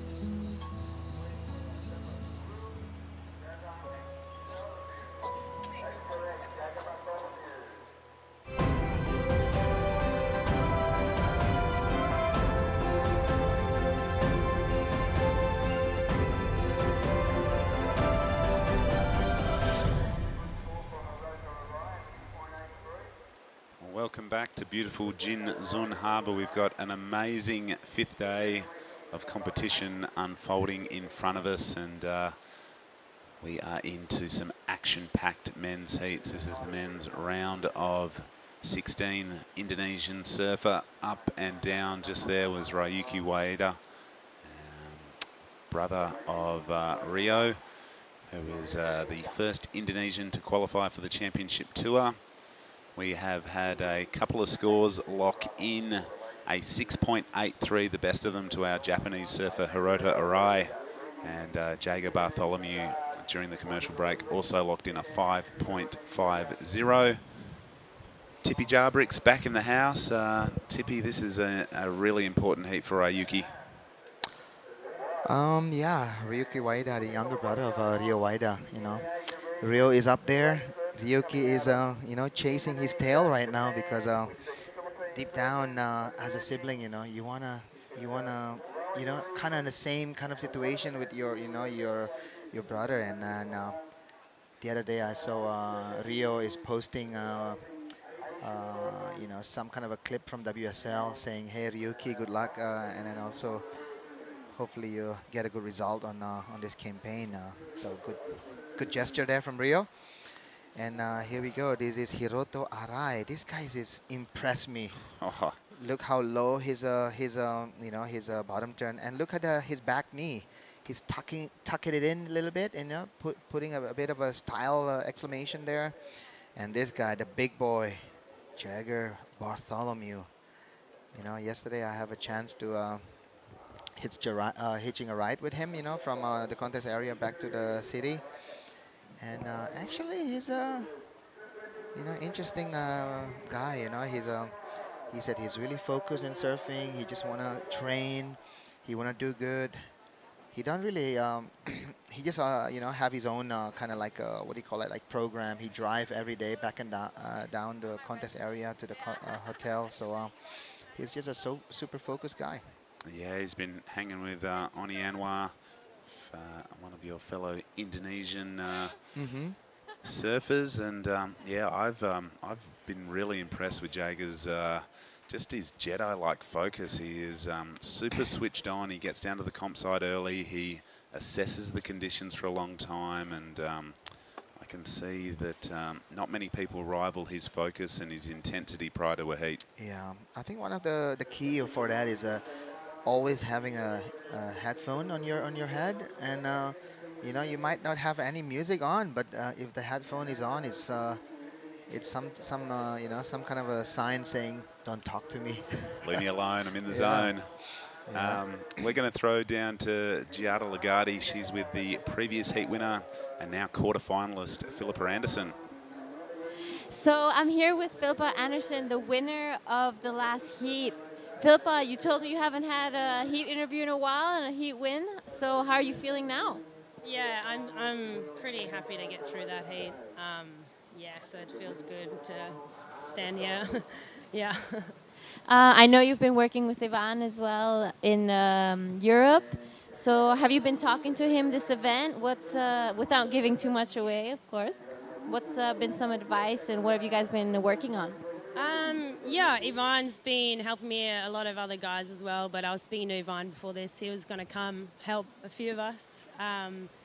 But yeah, from that first heat, yeah, there was definitely a few things that stood out, so that's what he just said to me to go do, and I tried to do that. Rode a different board, so that also felt pretty good, but yeah, I don't know, I've been doing this for so long, and it's so nice to just, yeah, get a heat win, but just be here in Taiwan, it's yeah, it's such an amazing place. Yeah, we're so blessed, the stuff we get to do, and I feel like even if, yeah, it was super bummed Paige didn't get through, then we were hoping to both get through. But yeah, at least one of us got through, and yeah, it's just, I'm, yeah, so stoked to be here. It's lovely. So, you know, when you're competing with your friends, what's the energy like out there in the water? Do you guys help each other out, or is it like each to their own? No, we did say we'd help each other out for sure. I mean, we both been doing this for so long, we were like, let's just drop some bangers at the start and then help each other out. So obviously I got a 7 out there, and Paige was struggling a bit. But yeah, at the end, I gave her that last one. I felt bad for the Japanese chick because she was in the middle of us, but I was like, oh, Paige is like my best friend, so I was like, oh, go. But yeah, obviously she didn't get the score. It's super hard because we both know how hard it is, and we be away from home, and you know, like we both work so hard. Everyone does. So like, yeah, it's a bit of a bummer when you have a heat with your bestie and you only one of you get through. But I'll keep flying the flag for us. Yeah. So you know, Nanaho got a 7 quite early in the heat, and what goes through your mind when you hear something like that? Does that fuel the fire, or does that, you know, make you tremble a little bit? No, it fuels the fire. I probably think at the start of my career, you would be like, oh no, but now it's like, she can get a 7, you can get a 7. That means the 7s are out here, and yeah, all morning the girls are dropping some high scores, and yeah, just stick to what I worked on with Ivan before we paddled out to focus on a few things. So yeah, I was super stoked to get a 7 as well. Just, I guess, like I say, we've been doing this for so long, so when you get rewarded, it's like, still got it, not so old, so yeah, but it's, yeah, it's good. The level of the female surfing is, there's a lot of young girls that like, I don't know who they are, and it's like, oh gosh, okay. So it's good, like everyone's pushing themselves, and obviously, I don't know, the best waves all year I feel like we've had for competing, so it's, yeah, just so thankful to WSL to give us an opportunity to be here in Taiwan, open this area up as well. Like, I'll come back here for a surf trip. It's so good, so yeah, just, yeah. So. What's your dumpling count? Me and Paige are semi-vego. They haven't really had vegetarian ones, so very low. We've been having noodles from 7-Eleven. I'm a super fussy eater, so I've just been having like fruit and noodles. But yeah, if we find some veggie ones, the guys last night made us some vegetable ones where we're staying, because they offered us beef the first night. We were like, oh, sorry, and like we felt so bad, and then they're like, we'll make you some vegetarian ones. So we were like, oh, stoked. So pretty low compared to what I've heard everyone else has had, but maybe we'll find some more veggie ones. All right, I'm sure you have friends and family watching, so is there anything you'd like to say? Definitely. Just, yeah, thanks for tuning in. I know the group text with my family was going off before, so I appreciate it. They're all working and they took some time out to watch. And yeah, obviously my sponsors for backing me this year, the guys before I left, yeah, helped me out a bit. So it's incredible. I love to do it, and I'm just so blessed. So a huge thank you as well. All right, thank you so much, Philippa, and good luck in your next heat. Back to you guys. Yeah, thanks, Jada. Some amazing insight there. I love these post-heat interviews. Obviously, you know a lot about the surfers. You know their names, Tippy, but you don't really know what goes on between their ears and what drives them. And that's super cool information from Philippa. She's obviously been doing this for a very long time, but you can see that each and every heat win still means something to her. Yeah, she's talking about age, you know, in surfing these days.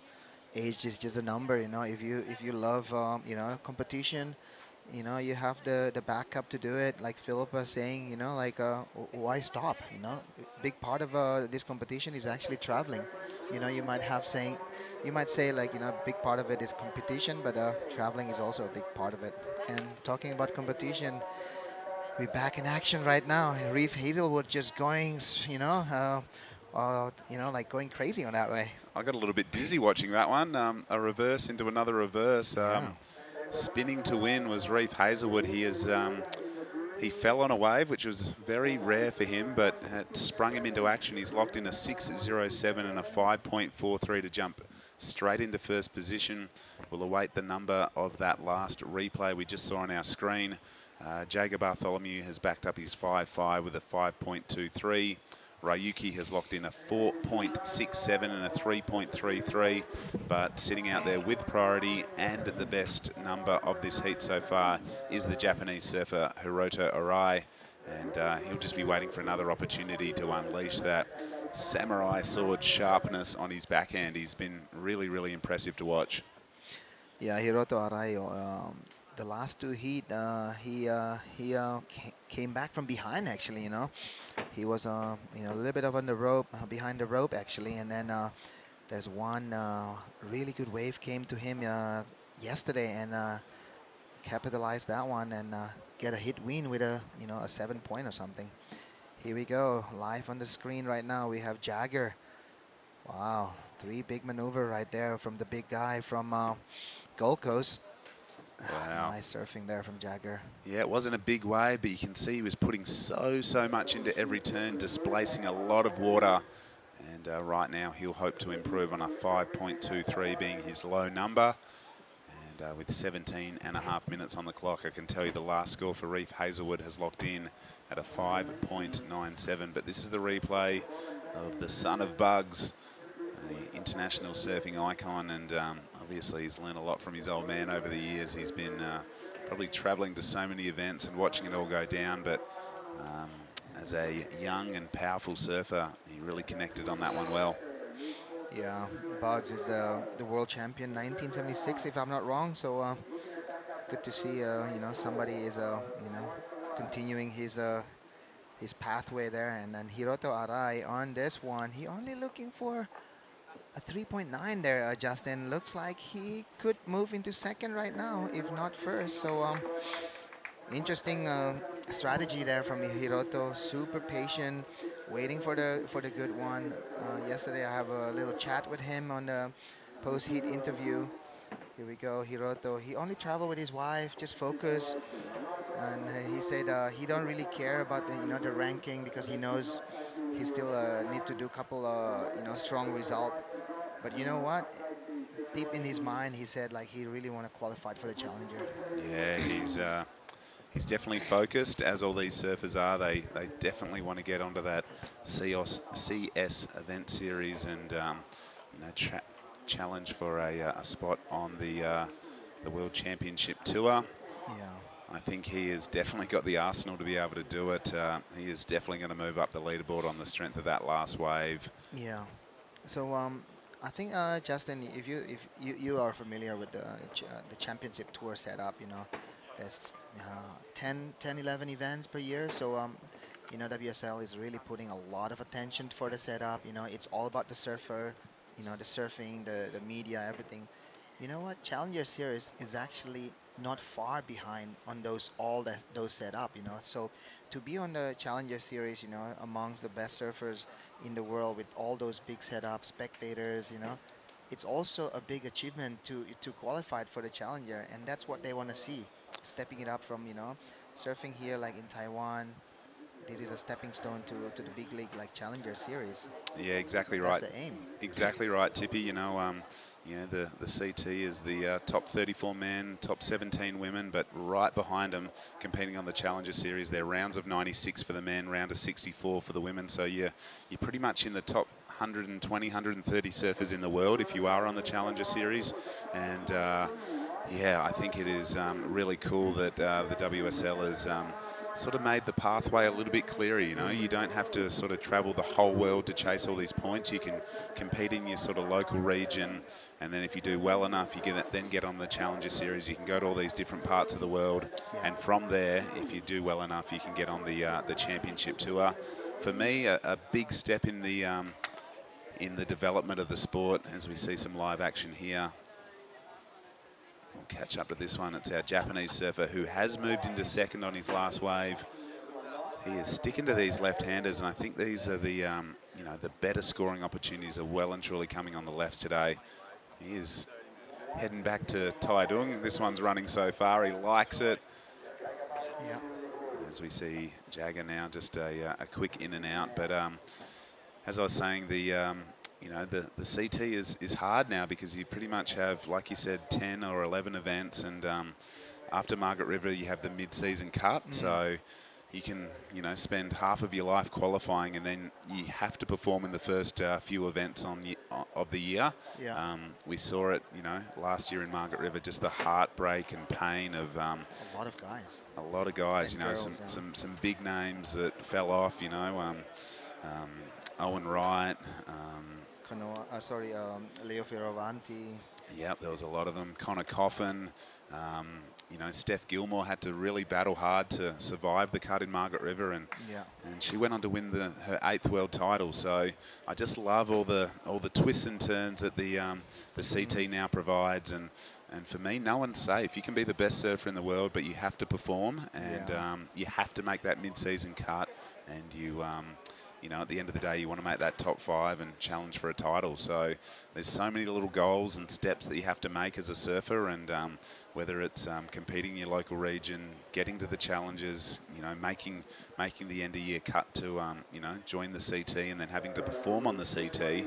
I think the WSL is really demanding the best out of the athletes, and I think they're stepping up to the plate and providing a great viewing spectacle for all the surf fans across the world. Yeah, talking about Challenger Series also, Justin, I have to say every Challenger Series does, you know, like having the top 96 surfers in the world, because among those 96 people, a few of them are CT surfers that need to requalify. So it's quite a, you know, heavy pack, you know, profile of surfers there. Well, a bit like the heat draw here, there is no easy heats on QS or Challenger Series anymore. You know, you just look through the depth of talent, and it's just amazing to see up and riding quickly in and out there. I think that was White, but yeah, we've had a few waves ridden in between. So we've got a score to lock in for White. It's just dropped, and it isn't going to improve. His second to last wave was a 5.07. Yeah. He did like the feel of it, but yeah, it was a bit of downtime on the start. We sort of did a lot of his work on the inside, but he is keeping busy in 4th priority. And look at these beautiful little lefts. Wow, he's holding like last priority, and surfer in red just let that thing go, and it could, you know, Hiroto could capitalize on this one. Oh. And that's an identical kind of like a finger flip right there.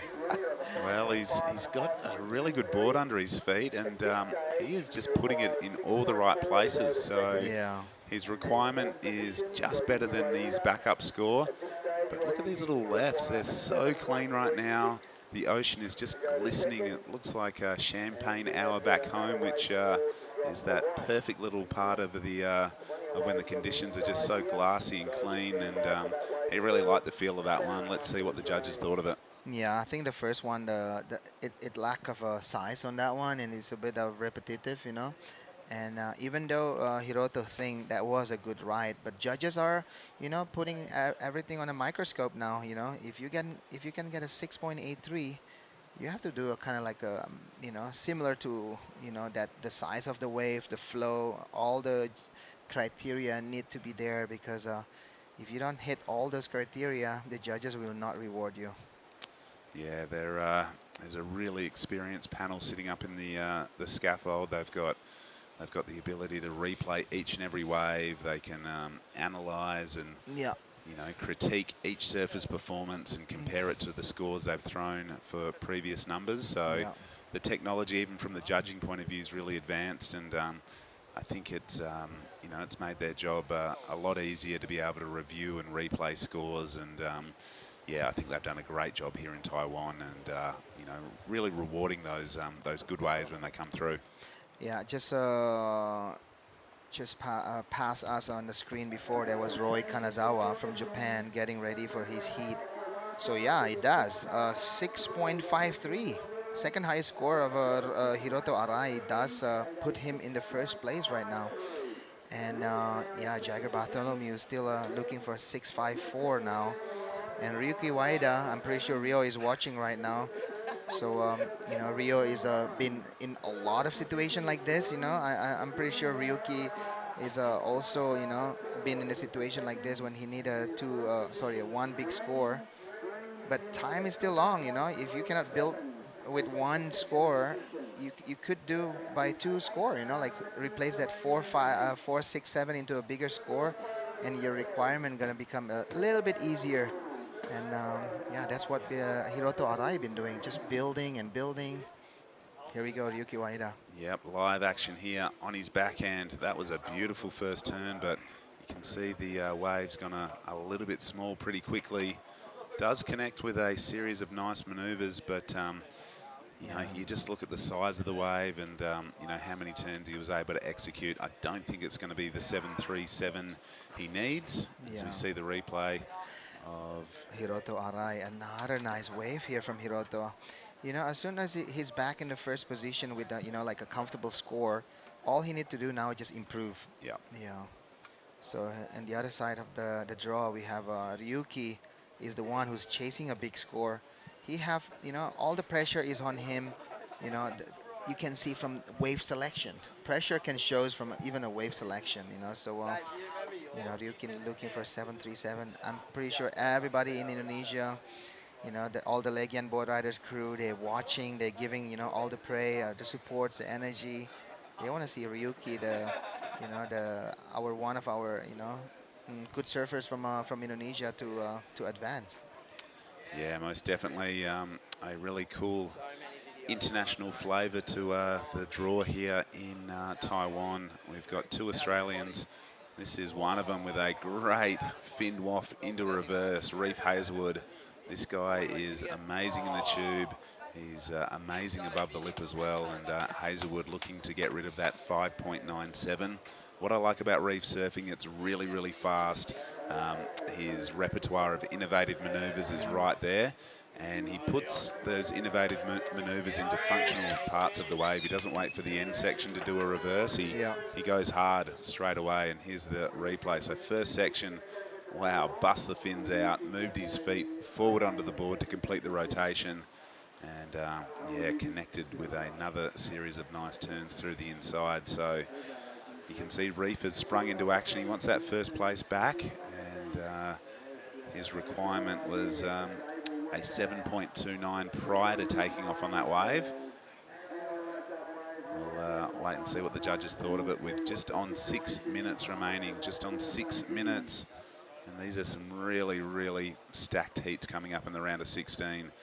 Out there next, we'll see Alistair Reginato, Roy Kanazawa, Monoto Tsuzuki and George Pitta. So two Aussies versus two Japanese surfers. It'll be an exciting matchup to watch. Don't go anywhere.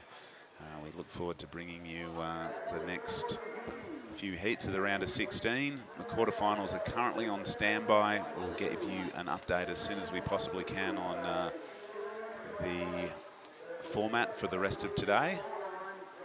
But we won't get too far ahead of ourselves because right now there's some great surfing going on. The last of Ryuki's does improve his situation slightly. It was a 3.57. The last of Reef Hazelwood is locked in at a 7.20, so just short of his requirement to go to first. He needed a 7.29 and he got a 7.20, so he knows what he needs to do now. The requirement to go to first is now a 6.16 for Hazelwood. It has applied some scoreboard pressure, however, to Jager Bartholomew, who needs a 7.77, so pretty much a high good, a very good score. Not quite excellent, but a very good score required for Blue. He does have first priority, and I'm sure he is not going to throw it away on a dud wave. Ryuki now needs a 8.60, so you can see everyone else is into the 5s, 6s and 7s, and Ryuki's stuck with 4s and 3s. He'll want to change that in the next 4.5 minutes. Yeah, I remember when Rio having a semi-final or a quarter-final in Manly, he have a M-Rod. M-Rod was dominating with, like an 8, a 7 or something, and Rio need like a high 8. In the last, I don't know, a minute or something, he got 2 8s or a 9 and just flipping, and M-Rod was like, What happened? I know. I thought I had that one, and then Rio just. I think that was the moment where Rio, have his momentum of he knows that he can get into what he want. If he really believe on it, he can get it. So I think that's the momentum where Rio have all those energy saying, I want to be in the top league of CT. Yeah, and I think when you get to events of this standard, any qualifying series events, you have to have great faith in your ability. Yeah. You don't want to go out there having any doubts in your mind. You want to know your equipment, trust your equipment, but more you want to trust your body and your mind to be able to perform in pressure situations. And with 3 minutes on the clock, this is a tight heat. Yeah. But I think both blue and green will be hoping that, their ability and their equipment will allow them to move through to the man-on-man quarterfinals, which await our top 2 surfers in these heats. Yeah, as we can see, all the, on the surface area, we have a couple guys waiting for their heats. Here we go, Jagger Bartholomew. He's looking for a 7 points. I don't know, what is that, a slip or wax job situation, but he's not happy with that one. No, the first turn was really nice. I thought he was off to a good start, at least to improve his situation, if not bank that 7.77. Yeah. Have you got any little tips or techniques as far as, what I've been doing is waxing the top of my feet, because you walk out over those slippery rocks and then your feet are a bit slimy and a bit greasy, so yeah. I've been waxing the top of my feet. Do you do anything like that, Tippy? The best thing to do, if you know there's a slippery surf spot, is always have a wax on your pocket. There you go. There you go. Even a small chunk of a wax, it helps. It just bring back those stickiness of the wax on your feet. Here we go, Ryuki Waida. Just a simple a setup turn. This is a bit, looking for at the end of the wave if you're gonna do something. Boom, right there, slip on him. That's not going to be the numbers that he's looking for.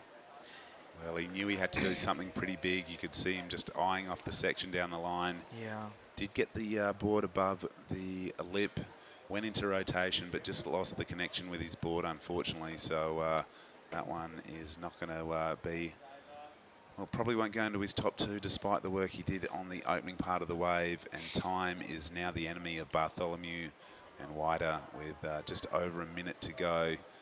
Yeah, as we can see, Reef is tailing Jagger right now, because even though Reef knows he have a better advantage, but letting go a surfer like Jagger could means letting him go and getting that 7.77 is it could be a wrong move to let him go. Nah, Reef is a really wily competitor. He understands and probably knows, growing up in Queensland alongside Blue, that his ability is there, and he does not want to keep the door open in any way, shape or form. With 30 seconds remaining in this one, you can see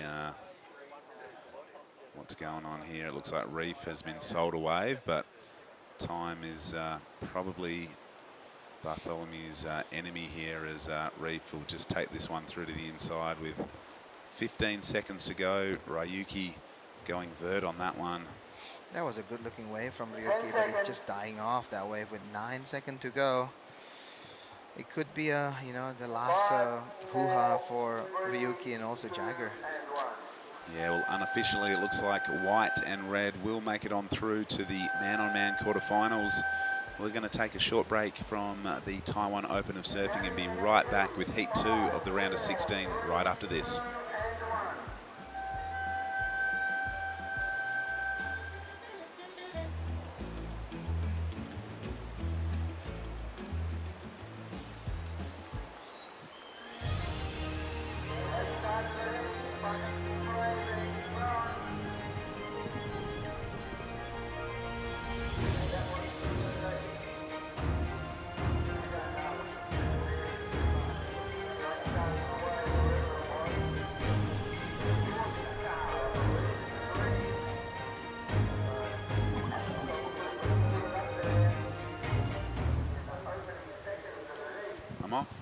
在台九线长长道路上，一旁就是那无尽的海洋。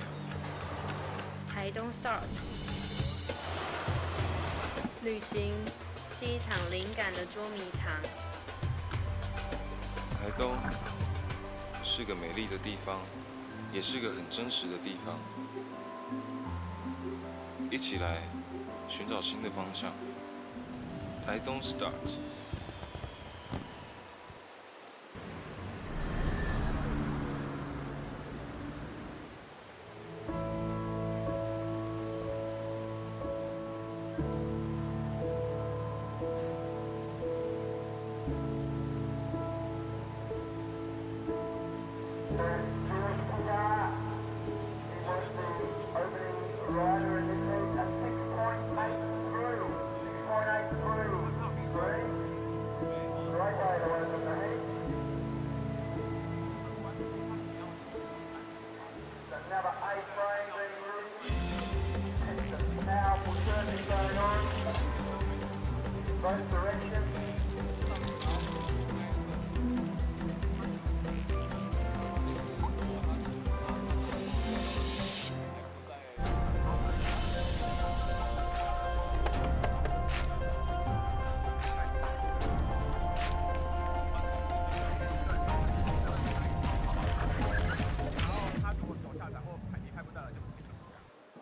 back to the Taiwan Open of Surfing. This is the second heat, round of 16, men's side of the draw. That is Hiroto Arai, who took out heat 1 and is through to the quarterfinals. Aussie George Pittar is doing his best to emulate Hiroto's achievements. He's opened up this heat with a 6.83. We heard all the Aussie competitors in the grandstand next to us going bananas as George teed off on that one. Hopefully we'll queue up a result. That's Jagger Bartholomew, unfortunately bowing out, but sharing a little moment with Hiroto and passing on his congratulations. Alistair Reginato in red is the top seed. He opened with a 2.33, so 2 Aussies and 2 Japanese. Roy Kanazawa is in blue and Momoto Suzuki is in white. 27 minutes to go. Chris Binns here in the booth alongside me, Tipi Jabrik, and unfortunately for Indonesian surfer Ryuki Waida in the last heat, his Taiwanese run has come to an end. Yeah, Ryuki is, unfortunately, he have quite a strong heat happening with him there. Hiroto is on fire, and also Reef Hazelwood. Okay, this is George Pittar. He got a 6.83 for that one. He's since backed it up with a 5 for this wave. Talk us through it, too. Yeah, George Pittar, I think, at the end of the day, if you're picking up the right wave like this one, George is like putting a really good linking up maneuver here. This wave is still going, even though it's way up to the, to the south side of the competition area. That one is a 6.83, so well rewarded there for his opening ride. Yep, that is our playing field. Our first men's quarterfinalist is Hiroto Arai, and he's talking to our very own Justin Majex right now. Yeah, thanks, Chris Binns. I am with our first quarterfinalist, Hiroto Arai from Japan. Great performance. I've been really impressed by your surfing. You look perfectly suited to these left-handers. How are you feeling right now? Yeah, this is my first time Taiwan. I really love this wave, and that's lucky. The first one came through first 1 second. Yeah, and then I got that one, then maybe 6.8. Yeah, then that's a lucky one. Yeah. Your equipment looks really, really good. Tell us, what are you riding? Is it an epoxy, a PU? Tell us a little bit about your board. This is an Emirates surfboard from Australia, Byron Bay, and I ride EPS, normal size. My normal size is 5'7". Yeah, but just I think my surfing fit on EPS on this wave. So yeah. You've had some really clutch performances, a couple of sort of late scores that have got you to this point. Tell us about your focus and your preparation for your heats. I really want to sit the best position. Then maybe key is a priority because not very much not many set. So I need to sit best position and get set, and then maybe I can do a couple of times and maybe I can score. So just focus on that. A quarterfinal result's really good. You're chasing a big result to move up. We spoke the other day. You do want to get to the Challenger Series. How important is the quarterfinal finish for you? Oh, this is so important. I need maybe a bit more point for the next year Challenger Series. So, one by one, but I really focus on next one too. Then hopefully win this event, and then 100% I can go the Challenger Series. So yeah. Tell us about conditions. Really nice and clean, no wind at all out there. Perfect for the EPS. The lefts have been much better today. You focused on the lefts? Yeah, I love left, so better than right. So very beautiful, no wind, and maybe a little bit like Japan because not much power on the hollow. So I really love this wave. So yeah. I'm sure there's a lot of Japanese surfers and fans tuning in. Would you like to say anything back home in Japanese? 今回も応援ありがとうございました。なんとかクォーターにつなげることができたんで、優勝を目指して、今日後であるか分かんないんですけど、次のヒートも、一個一個集中して頑張っていこうと思うんで、また応援の方よろしくお願いします。Well, that is Hiroto Arai, our first men's quarterfinalist. We'll see if he surfs later on today or maybe tomorrow, but best of luck in the rest of the event. Well done. Cheers. Unreal. You guys. Thank you very much, Justin Majex. That was Hiroto Arai, pumped to be through to the next round. I like the big Big fist punching the air there. Every billboard around Taitung at the moment, there's elections going on, and there are just billboards everywhere with men and women in suits giving us thumbs ups and punching the air. And Hiroto putting his vote forward as our first quarterfinalist. Here's Alistair Reginato in the red jersey. He is from the North Shore Board Riders on the Sunshine Coast. He's an incredible surfer. He says that he actually prefers going backhand to forehand, which is a rare trait on a natural footer from Queensland. But he opened up with a 3.83 on his backhand. He just got a 2.77 for that wave on his forehand. Hiroto Arai, he's a bit of a veteran. He's been around this scene on the qualifying series for a long, long time. He's riding Al Emery surfboards. Al Emery, he said he was from Byron Bay, but Al's actually from Lennox, so not too far away, but a bit further south. And Emery's been a great shaper for years. Guys like Adam Melling and Stewie Kennedy have ridden a lot of Al's boards over the years. So g'day to Al if you're tuning in to see your Japanese team rider Hiroto in action. This is Roy Kanazawa on his backhand, lightning quick. Just you know, from start to finish, very nicely done, very compact, low center of gravity. He's whipping his board through those quick turns, and that's a first strong score for the surfer in blue. Flips priority over to the only guy yet to catch away from Moto Suzuki. 21 minutes to go. Yeah, there's a lot of Japanese and Australian surfers gonna have a matchup on this round. And also, we're still waiting for Oni Anwar, and also Maramar is up to coming also from Philippines and also from Indonesia. So far, oh sorry, and also Bronson Mady. So we still have a couple international flavor in this round. And I have to say George Pitar is getting a couple good one early in the heat, 6.83 and a 5.0. So that's enough for putting him in the first place right now. Yep, that was John Mark Takong in the white rashi. I'm not sure why he's heading down towards the beach now, because there's still 20 minutes to go. It's only a couple of minutes to paddle out. Yeah. It is steaming hot down there, so maybe he's off to surf the left, or staying well out of the zone and just trying to acclimatise. Not sure what he's up to. That was Mamoto Suzuki opening his account, doing it very nicely. Yeah. You were saying there's shades of Rob Machado to Mamoto's style. Yeah, I have to say, you know, the hairstyle is there a little bit, you know. Talk us through the replay, Tibi. Yeah, Mamoto surfing the left. Everybody's aiming for that left this morning. I have to say the first one, a bit of a wobble there. Setting up a turn there, have the speed, you know, he's going to do a spinner right here. Boom, you know, you got to be careful right there because the judge might not determine that as a, you know, complete maneuver. But we'll see if the judge is going to be impressed on that one.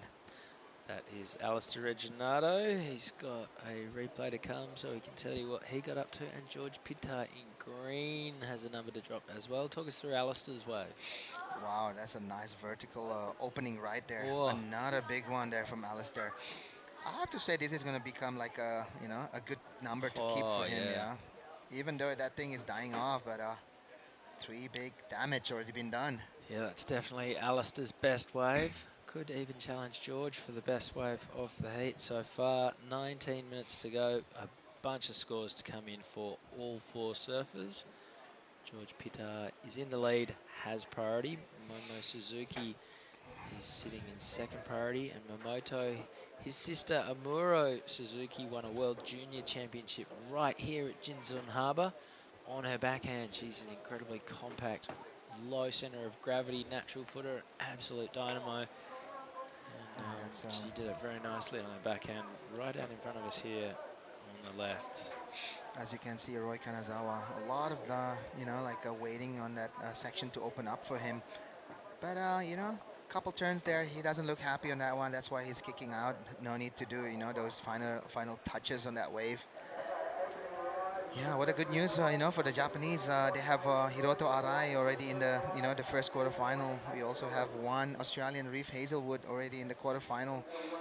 You know, we'll see if, you know, is this heat going to have a split split between one Aussie, one Japanese, or going to be both Aussie or both Japanese. The odd is it's there. All right, this is Mamoto Suzuki on his forehand again. This is only a small wave, but it's got great shape. He's flying down the line, plenty of velocity behind this one, releases the tail, lightning quick forehand whip, 4 turns in rapid fire succession there from Mamoto Suzuki. And I think the judges might like that one. They liked the first one? They liked his first one to the tune of 383 points. George Pittar's last wave doesn't go into his top 2. Talk us through Mamoto's replay here. Hey, Binzi, I have to say Mamoto's surfing is exactly similar like Garut Widyartha, you know. Super low, like to spin their boards, you know. Like after the maneuver, he just sits super low, trying to make sure that he finished that wave in front of the white water. So I don't know. I have to say to Garut Widyartha, you know, shape up and come back to the tour, because he's one of the best surfers in the island. Garut's not afraid of farming a bit of hair either. Oh, yeah. He can get the locks going. Yeah, Garut is just a busy dad right now. He have a baby back home. He's still young. I have to say he's not even like, you know, he doesn't hit that 28, 29 mark yet. So he's still young, still have a couple years to prove, you know, himself as a solid professional surfer from Indonesia. Well, I don't know if he needs to prove himself in Indonesia, but maybe on the world stage. Oh, yeah, because for sure. he's a world-class talent. Yeah. All right, score in. Alistair Reginato's last wave is his best, a 6. Last for Roy Kanazawa was a 3.4. We're still waiting on what I think will be a pretty decent number for Mamoto Suzuki. 16 minutes to go. Once that number drops, we'll be able to give you a more informed update.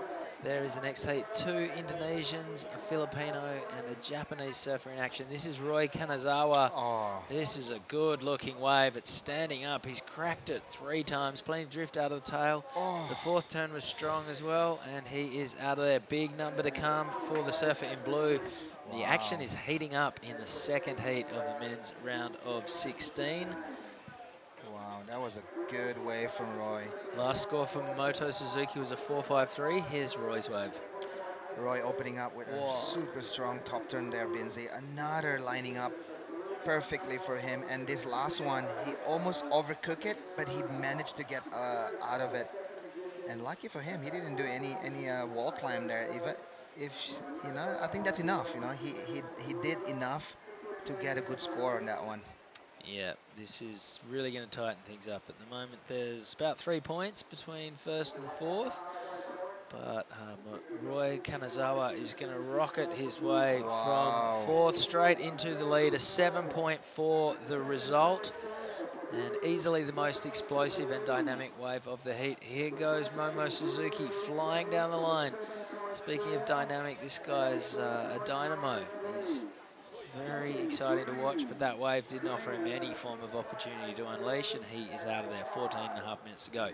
Roy Kanazawa, he just sort of took the level up on that wave, a bit of energy that we haven't seen to this point in the heat, and a 7.4 the result. So, yeah, and you're not going to get through with 4s and 5s and 6s anymore. It's going to need those 6s and 7s. There goes the replay of Momo. So yeah, Mamoto Suzuki probably heard that score that coming from Roy, and he know that he needed to do something big. You know what, Binzi? It's not about the surfing anymore. You know, I think everybody have the same kind of skill. It's about the wave. If you can get a wave like Roy Kanazawa before, you guarantee to get a good score. On the screen we have a Bronson Mady looking sharp, looking focused. Looking left, looking down. What is he looking at? Make sure, Bronson have all the preparation he need. Looks like he have Farun also on his side. A bit of a energy drink there to spice it up, Binzi. Yeah, he doesn't really need to spice things up, but he's been incredibly explosive throughout this whole event. We saw the big varial yesterday that got him up into the excellent range, air reverse into a varial. And was the biggest varial we've seen here at Jinsun Harbour since Eitan Osborne went crazy in World Juniors in 2018. This is Roy Kanazawa. He is our heat leader. He's not going to factor that one into his final 2-wave total. Yeah. But he has thrown down the gauntlet to the rest of the field. George Pittar is now down in second, chasing a 5.51 for the lead. Alistair Reginato not far behind him, needs a 5.84 to get up to second. Momo Suzuki, he's got a little bit of work to do. He's got a 7.3 as the requirement to see him get up to second place. 12.5 minutes to go. So yeah, Roy Kanazawa from 4th to 1st, you know, it's it's almost like a yo-yo, you know, up and down. George Pittar, you know, got pushed into second right now. Ooh, Oni Anwar looking ready. At the back, we can see also Ryuki Waida just, you know, got knocked out from his campaign. Oni Anwar, you know, having a little quiet moment before. He's having a little bit of a, you know, meditation before his heat, getting all the preparation. You know, at the end of the day, it's all about putting all things together and let the surfing do the job after that one. Lindsay, did you know the program is happening today? Is this any official information that we need to share? Haven't been given an official update, but I believe it's just these two men's and women's round of 16. Okay. 8 heats. And possibly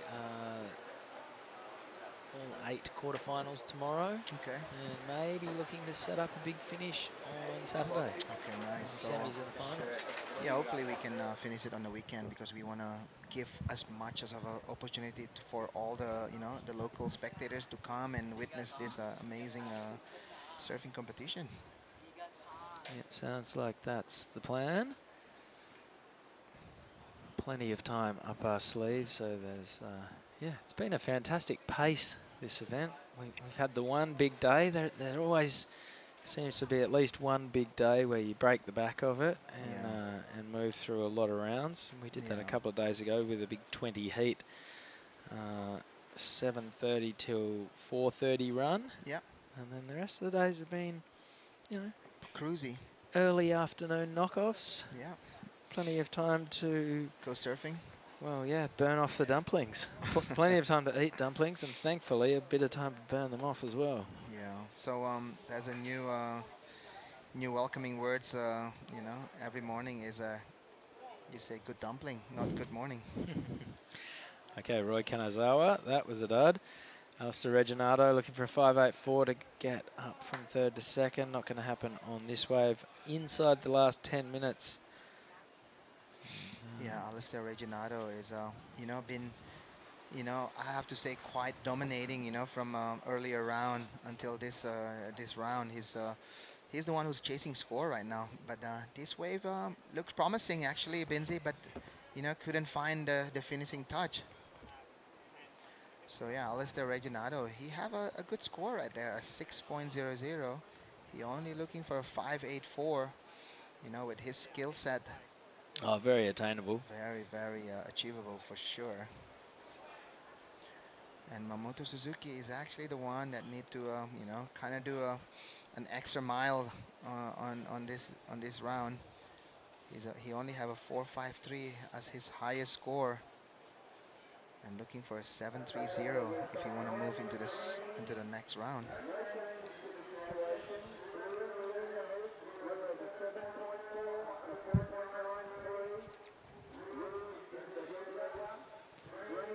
Well, Roy Kanazawa, he wants to get rid of that 4.93 and really lock this one down.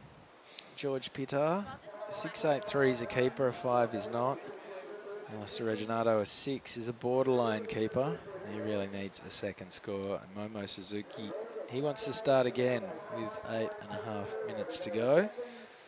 As we see Bronson Mady just walk past a little commentary tent, heading down towards the beach.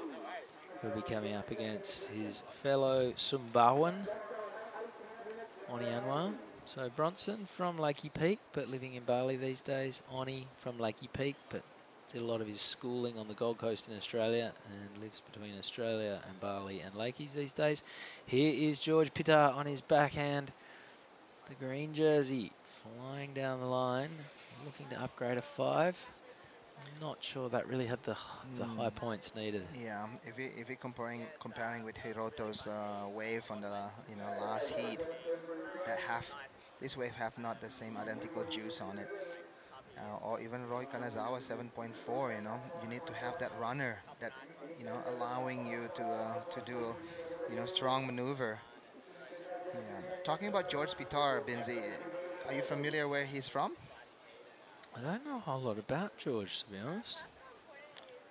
Yeah, because a lot of surfers that come to this event, they're sponsored by Rip Curl, and I'm assuming they all come from Victoria. Here we go, George Pitar. No, that's Alistair. Oh, sorry, that's Alistair. Looking left, looking right. Not that one.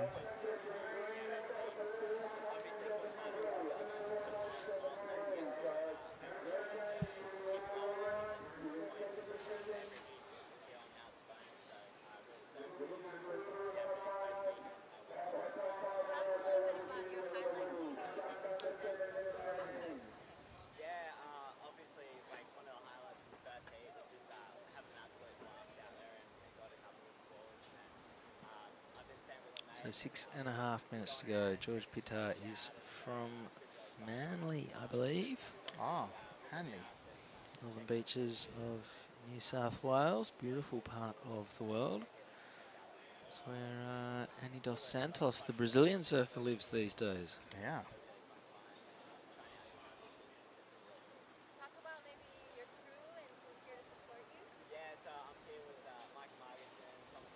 Okay, looks like there's an official information from Ty Sarati, the contest director. The quarterfinal is off. So we've got 2 heats to go after this. Yeah, and after that, looks like Binzi is gonna burn off some dumplings. Where is your strategy? What is your strategy on this wave? Oh, this is a nice wave from Alistair. He's ridden out of it, and that is going to be the score he's chasing. You would imagine 5.5 minutes to go. Last score for George Pitar was a 4.73. Doesn't factor into his top 2. Here he goes again, looking to defend second place.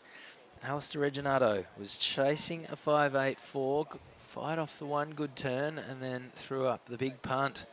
Wow. That could be the wave that he's looking for, Binzi. I have to say, Alistair is quite busy, but not getting the right wave. That was that could be probably the one that could giving him the score. Yeah, it's a very important score to come right now for Alistair. Here's the Talk replay. us through the replay. The first turn was a nice tap on it, but this is where the all the points is super smooth, just rotating super nice on that one. Roy Kanazawa always looking for that left. That's the one that giving him the high score. So Roy. All right, last score for Alistair Reginato was a 7.03, puts him into the lead with 4 minutes 20 to go. So he's gone from 3rd to 1st. In the blink of an eye, strong turn backed up with a big tail high air reverse. He had plenty of amplitude out of the top of the wave. Now we're seeing a split peak. It's Momo Suzuki heading left. Layback slash to get things going. Lightning quick whip, can't ride out of it. He goes down, that's not going to factor in. I think George Pitar might have been heading right on that wave, so hopefully we can catch up with what George did. 3 minutes 45 to run. Yeah, in this situation, actually Roy Kanazawa is not safe there, Binzi. He only have a 4.93 as a backup. Yep, so George Pitar is looking for a 5.51 to get up to 2nd. Momo Suzuki's looking for a 7.8 to get up to 2nd. Roy Kanazawa, he really wants to get rid of that 4.93 and get himself a bit of breathing room. 3 minutes 20 to run. Very exciting heat in the water right now. Here goes Momo Suzuki. Just hasn't picked off a big wave yet. He's clearly got the skills, but just keeps taking off on these smaller inside runners, linking together a series of turns, but just getting 3s and 4s. You look at him, he's got a 3, a 4, a pair of 2s, a high 1, without really putting a foot wrong. Just wave selection has well and truly let him down. You got half an hour. There's only 3 other guys in the water. There's 2 peaks. You should, at some point, be able to use priority, get yourself onto a couple of decent waves. Yeah, for sure. You know, Mamoto Suzuki, I have to say, he's the one that not getting any of those sets. You know, George Pitar, Roy Kanazawa, and Alistair. You know, they have a higher score. It's just Mamoto has been like hunting on a smaller inside one. Speaking of priority, that lies with Roy Kanazawa. So 2 minutes 20 to go. And Roy would love to cash in his priority and upgrade that 4.93 and make the situation a little bit more difficult for George Pitar and Momo Suzuki. 2 minutes remaining. And what's exciting about surfing here at Jinzun Harbour, it's always a short period swell. There's tons of waves. There's 2 peaks. So we keep seeing these buzzer beater finishes where guys and girls just have to roll the dice. They have to back themselves. They have to go big. And we've seen plenty of heats decided with scores coming in after the siren. So minute 45 to go. This one is a long way from done and dusted. George Pitar, obviously more than capable of getting a 5.51. He's already got a 6.83 to his name. But it's not going to take much for Roy Kanazawa to ditch that 4.93 and make life a little bit harder for George and Mamoto Suzuki. Yeah, Roy will not let George go, you know, because George having like 3rd priority, you know, and Roy is just gonna hold to that, you know, lead. And as we can see, Mamoto is trying big on that one. Ooh, looks like George having a sniff on this one. All right, he's on his backhand. He needs a 5.51. The Aussies roar, they roar again. 3 hits, goes vertical, doesn't quite come out of that last turn. The judges won't fall for that. He sort of petted the kitty to try and sell it, but no, all the points will be for those first 2 turns. Here goes Roy Kanazawa looking to slam the door shut and does not, slips. Instead of slamming the door shut, he leaves it slightly ajar. Alistair Reginato had a look, decided that there was nothing on offer down the line, and with 30 seconds to go, he'd rather stay out the back and control the lineup a little. Roy Kanazawa and George Pitar, this is where everyone's focus should be. So George, he needs a 5.51. The first turn was pretty good. Second turn was strong as well. He really wanted to hang on to that one. Went down. So where are the judges going to go on this one? 5.51 as time ticks away. It could be close, Binzi. Even though he didn't, you know, finish that last part, it still could be close. Well, I think he's really going to regret falling off on that last turn because it's put it beyond doubt. Unfortunately for George Pitar, the last score comes in at a 4.77. Oh, super close. So he bows out narrowly to Roy Kanazawa and his countryman who took the win, Alistair Reginato. Don't go anywhere. Heat 3, round of 16 action, Taiwan Open of Surfing, coming our way right after this quick break.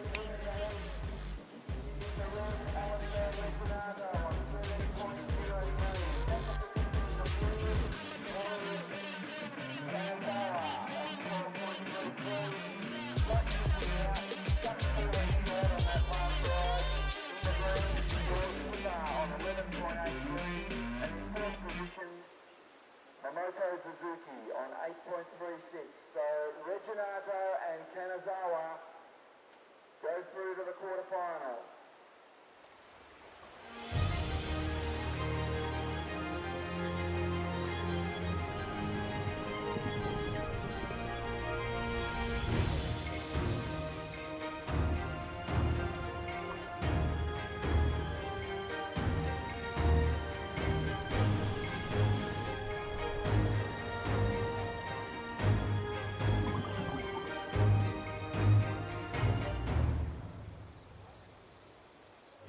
在台九线长长道路上，一旁就是那无尽的海洋。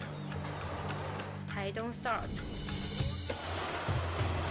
旅行是一场灵感的捉迷藏。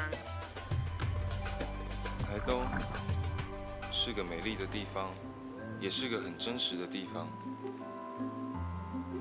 一起来寻找新的方向。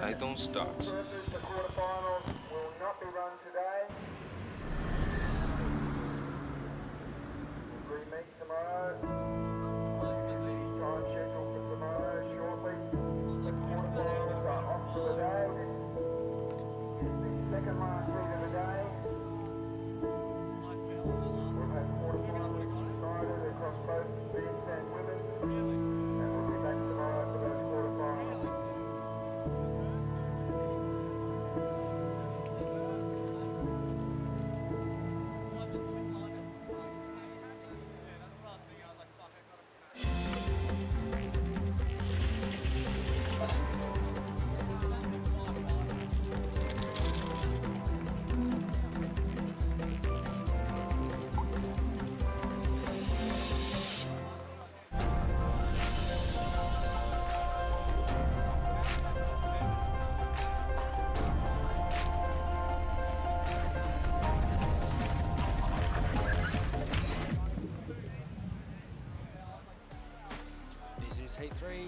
Taiwan Open of surfing action on the screen right now. Alistair Reginato is in red and making his way through to the next round, the quarterfinals. George Pitar is in the green and unfortunately just bowed out. In the water right now, two Indonesians, a Filipino and a Japanese surfer. Bronson Mady has opened up with a 4.33. Oni Anwar, his compatriot from the archipelago, in second with a 2.37. John Mark Takong Maramar from the Philippines, Cloud9 to be precise. Xiaogao, he's now moved into second with a 3.37, and Daiki Tanaka from Japan is yet to open his account and naturally has priority. 26.5 minutes to go. And this is Oni Anwar on his backhand. He was just having a chat with Tippy Jabrik, looking at conditions, saying he's going to focus on the left. Meanwhile, on the right, here goes Bronson Mady. He's been one of the standout surfers all week. That JS Industries tractor surfboard looking deadly underfoot. Can't quite cling on to that little skatey rock and roll kick out. He's done. That will extend his lead.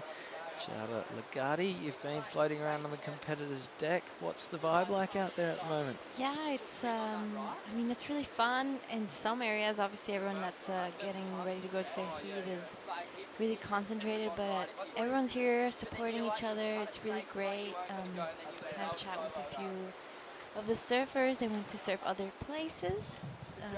There's so many waves around this coast, so it's easy to spread out and find your own spot. But the waves are great, so everyone's excited to be here. Did you find any intel out for waves that we can track down later on? Well, I heard something about a river mouth, but you know, everyone's pretty secretive, and they're not really telling me where they are. As this is Oni again on his backhand. That first wave he caught was really almost fell off in his last turn, but just made it. Okay, so on his second last wave was a 4.77. We're waiting for this score to come in. It's going to replace his 2.37 and extend his lead. John Mark Kong has a number to come as well. 25 minutes remaining. Priority is with John Mark. He's the surfer in white. Yeah, this is an exciting heat. I'm sure all the Indo team that's here, and even some of the Asian team, are all behind Bronson and Oni and Tokong. You know, I saw a whole little crew down there, Kian and Varun, with Taina, even Kailani. And I'm sure we're going to see some people take to the sky today. All right, this is Bronson. Talk us through the replay. This is Bronson, a really great first and second turn. Tried to close it out with a foam climb, but just comes unstuck. And this is a replay of Oni on his backhand. Just a few turns, gets a little bit stuck behind, and the wave didn't really open up the way he was hoping for. It's going to be the best wave of the heat so far, though. A 5.67 the result for Oni Anwar. So he's got a 4.77 and a 5.67 to sit in the lead. Bronson Mady got a 4.57 for his last wave. So imagine if he'd ridden out of that last manoeuvre. Would have been a pretty substantial score. He's sitting second. John Mark Takong is in third, and Daiki Tanaka hasn't fired a shot in the first 6.5 minutes of this heat.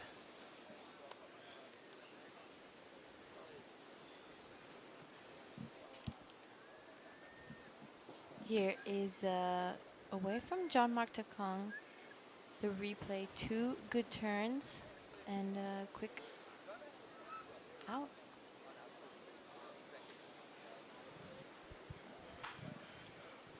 Right, 23 minutes to go. So Daiki Tanaka's first wave, just a 1.9. That's not what he was sitting and waiting for. And contest director, WSL Tour manager Ty Sarati's made the mistake of walking past our commentary box, so we might just grab him in here for a quick chat to find out what the state of play is. Morning, Ty. Yeah, how are you, mate? It's another very, very pleasant morning here in Taiwan. And you've just made the call. We are done at the end of this round. Yeah, it was a pretty tricky call to make because the waves are still firing. It's just slowing down a little bit with the high tide. So yeah, we're going to push the quarterfinals to tomorrow morning with the better tide and similar wave size. So after this, there will be quarters, semis and finals, both sides. We could easily finish tomorrow. Is that the plan, or are we going to carry on into the weekend? I think we'll split it up so that we do both the men and women's quarterfinals tomorrow and then do the semis and finals on Saturday morning. Nice, I like the sounds of that. And what's the feedback been from HQ in Santa Monica? As we see, I think that was that John Mark Takong going the big air reverse, not riding out of it. Yeah, have you been getting much feedback from WSL HQ? Are they a bit jealous that you're over here on the Dumpling and Surf Fest? Yeah, there's always a bit of jealousy reporting back to HQ from these events. Now they're stoked. They love this event here in Taiwan. It's showcased the World Juniors and World Longboard titles in the past, and to have it as a QS is pretty cool. Wow, Daiki Tanaka is teeing off on this one. A long left, just running and running and running. He's almost making his way down to crew corner there. That's kind of where we've all been surfing.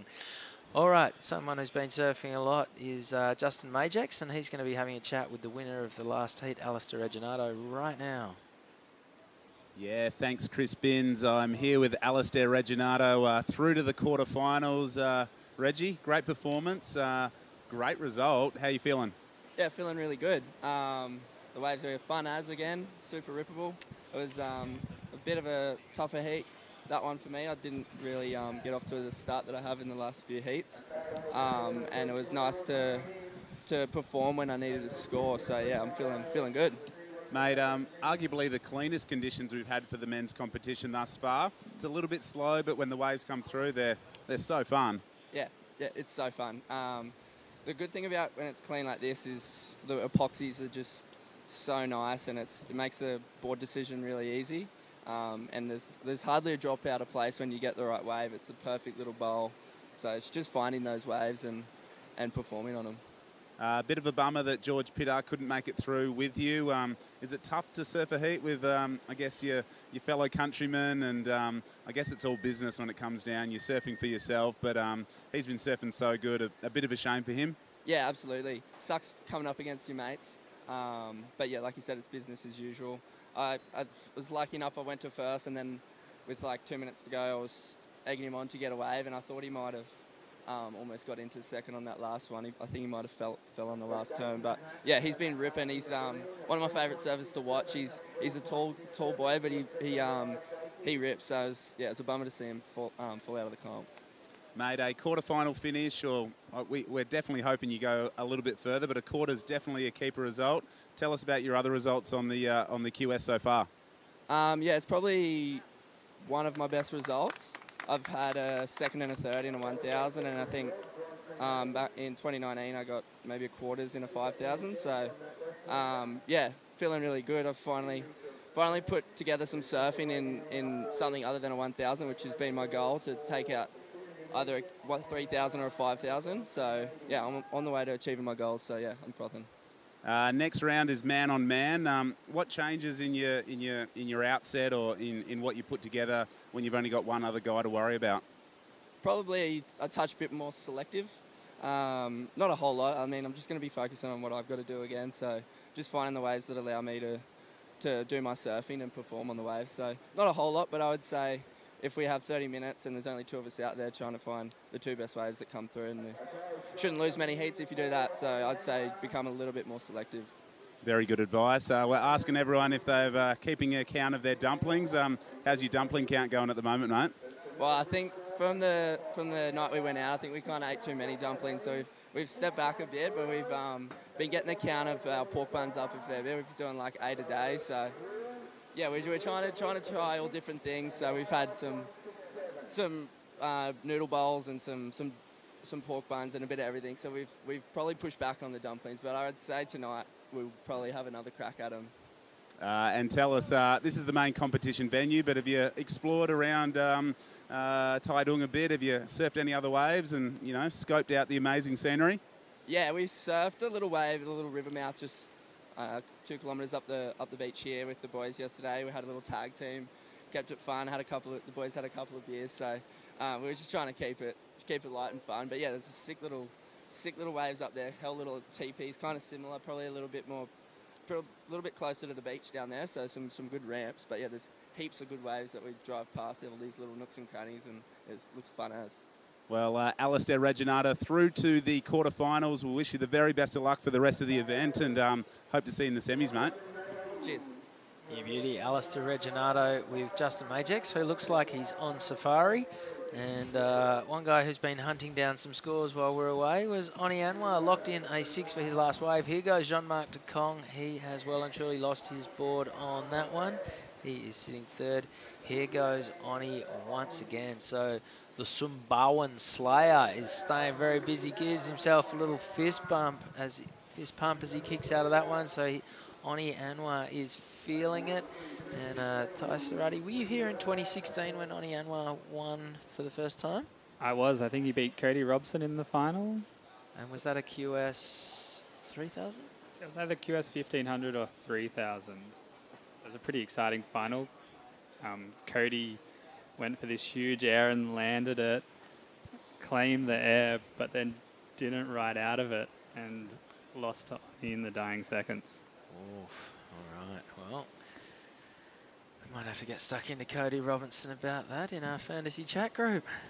Could be a punishment coming his way. Oni Anwar, last wave, comes in at a 7.67. He is doing it very nicely. Bronson Mady is sitting 2nd with a 5.43, looking for an 8.24 for the lead. Talk us through this replay, Ty.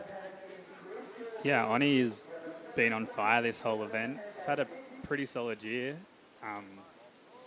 His backhand surfing is pretty electric and kind of went to town on that one. And there goes Bronson on a smaller inside right. 15 minutes to go. This is Jean-Marc de Kong.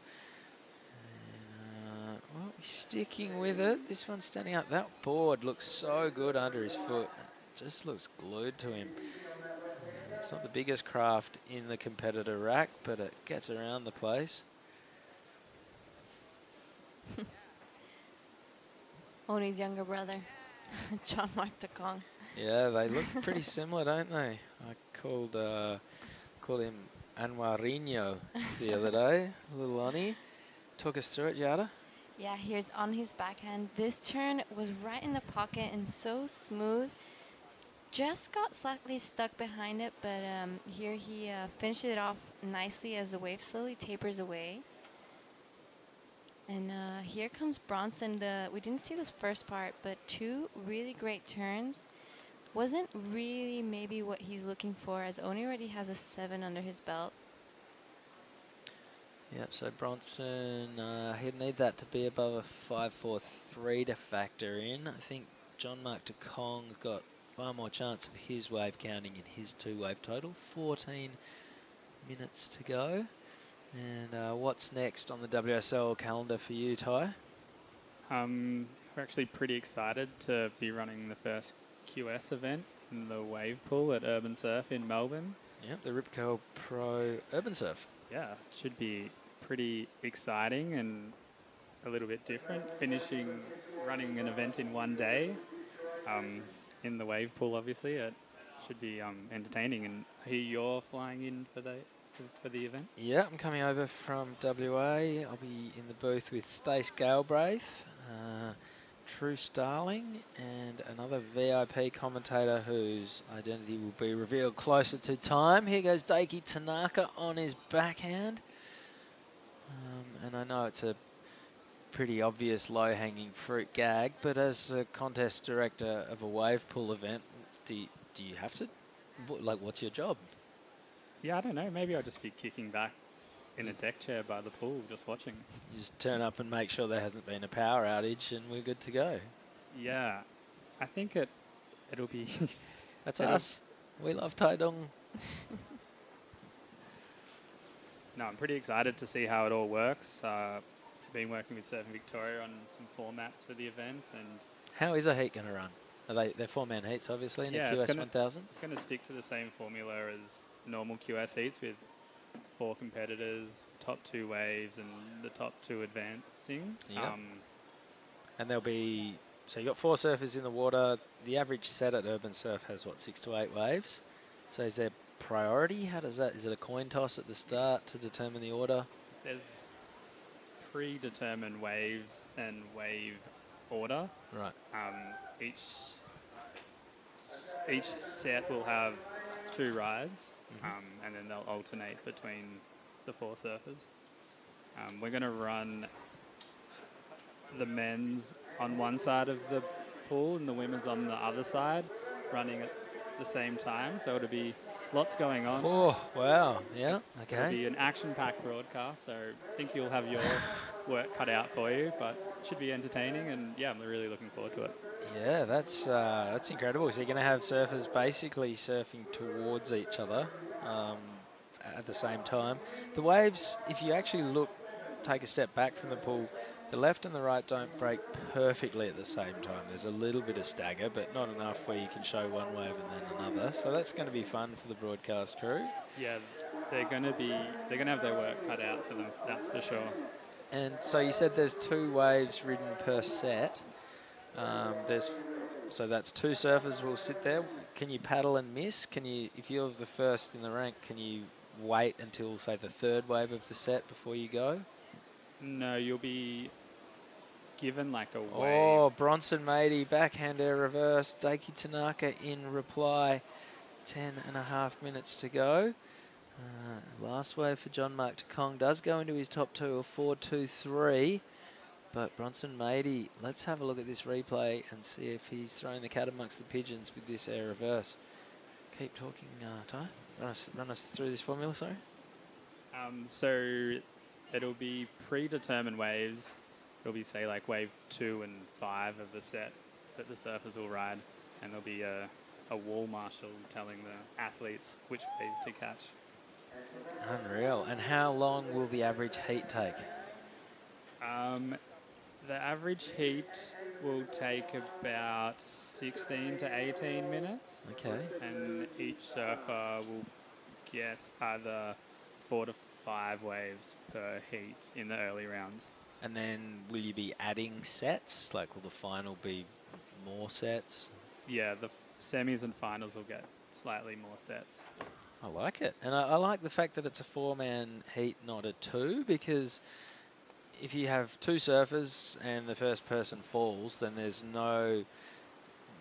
second surfer doesn't have to do anything other than make it to the end of the wave, so they could stand there and not go off. Whereas with 4 surfers, you've always got to perform. Yeah, exactly. I think having the 4 surfers and just kind of mirroring normal QS events, yeah, I think it'll be entertaining the whole way through. The finals and semis will still be 4-man heats, so yeah, I think it'll be an action-packed day. And were you privy? Here we see Bronson Matey. Jada, talk us through this one. Yeah, you see him speed down the line and go for his air and somehow makes it out of the whitewash. I'm not even sure how he did that. But here is Daiki Tanaka. His backhand super sharp. This wave does flatten out a little bit for him, but his surfing is looking great. But I'm excited to watch that wave pool event. All right, this is Oni on his backhand. Bronson's last wave a 4.27. Dakey's a 3.63. Oni Anwar a 7.67 for his previous wave, so he's doing it very nicely. This probably won't factor into his top two. What was the discussion like amongst everyone to get the wave pools accepted as a QS? I think we're calling it wave basins these days. That's the terminology. Yeah, there was a lot of discussion between a lot of different people in WSL. I think we just thought that there's so many wave basins around the world now, and I think they just offer just a great opportunity to run some junior and low-level QS events, and just the ability to run in major cities and finish events in one day. It's kind of adds another element to the QS and junior tours. Yeah, we had a bit of a trial run. We ran Winter Jam at Urban Surf a couple of months ago with a lot of the sort of QS guys involved, guys like Jacob Wilcox, Wade Carmichael, Sheldon Simkus, and that was pretty cool. It was really exciting. It was a festival as much as a surf comp. There were bands playing. There was a rail set up and some ice dumped on it and some snowboarders there. Guys like Olympian Valentino Gaselli were in the house, and it was a pretty raucous night. And I think the crew at Urban Surf were like, all right, we think we can do this now, knowing that there was a conversation about the value of the basin, and they were very keen to put their hands up and run that one. Yeah, Jimmy Miles has been a pretty big driving factor in getting this event up and running, and yeah, we've been chatting lots the last couple of months, and yeah, we're both pretty excited to see what happens. I heard a rumour you might be DJing poolside in amongst contest director duties, seeing as there's not much for you to do. I wouldn't have thought so, Binzi, no. The after party at Revolver, perhaps? No comment. All right, this is Daiki Tanaka on his backhand. Look at this thing reeling off down the line. The left that runs into the southern peak gives you that end section. And it seems like the northern peak has shifted even further north, which means those long-running lefts, you can bank 3 or 4 turns before you get the big finish. And the competitors seem to be agreeing that this is where the points are to be scored. Here goes Oni Anwar, plenty of drift out of the tail in the first turn. Second turn was good as well, and gets the punctuation to sign off. That probably won't go into his top 2. Yeah, Oni's looking super fast in this heat, and that board is looking great under his feet. This is the replay of Daiki Tanaka. Beautiful first turn and straight into that second one. I like how his surfing is always in the pocket and close to that whitewash, and finishes it off really nicely. Hopefully, he's definitely looking for a pretty high score, as Oni looks unbeatable at the moment. He sure does. All right, 5 minutes to go. Ty, any last words about the Rip Curl Pro Open Surf? It's a QS 1000, but have any interesting names popped up who are keen to surf in it? None out of the ordinary so far, but James is telling me that there's got a few wild cards up their sleeve that may enter late. Have you got any inside goss? No, the biggest name I've heard of is Connor O'Leary. He was talking about coming down and getting involved, which would be pretty cool. Yeah, I mean, if you can just fly in the morning and fly out that night, then why wouldn't you just pop down for a couple of heats in the basin? Because the prices of airfares at the moment are astronomical. I'm having to fly via Adelaide on the way in and Sydney on the way out to try and keep costs down.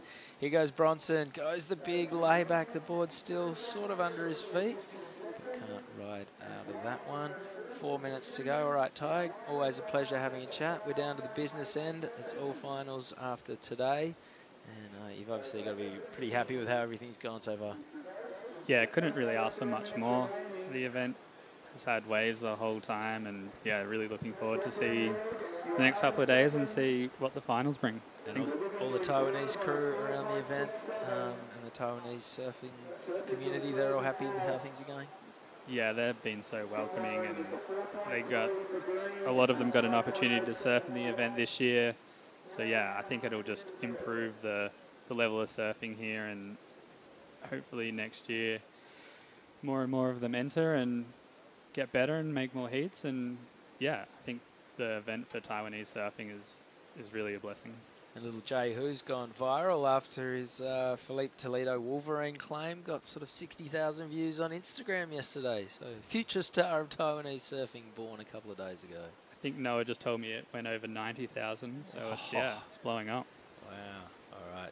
Tai Sarati, always a pleasure. Thanks for the chat and the sterling work on the calls this week, mate. We'll see you in the lineup in about 33 minutes' time. Thanks for having me on. All right, here goes Oni Anwar comfortably out in the lead with a 7.67 and a 6. That was a jazzy turn. Released the tail, big bucket of spray. Rock and roll floater for his third turn, and he is out of there. So great variety from start to finish. Oni Anwar, he's won here before, all the way back in 2016, and he's feeling it as we get down to the business end of this event. 2 minutes to go. He'll almost be caring more about Bronson Mady at this point. Here is the man in red who's sitting second. Vertical first turn, pokes the nose, and he goes for a little swim. 2 minutes remaining. Jean-Marc Tacong, Marama, incredible young surfer. 5.87, very much in his wheelhouse. Daiki Tanaka, he only needs a 4.3, so no one is going to be comfortable with a minute 45 to go. Giada, what do you make of this? Yeah, the race for second is still alive for all three of those surfers. Oni has really taken the lead from start, and what it looks like it's going to be to finish. So,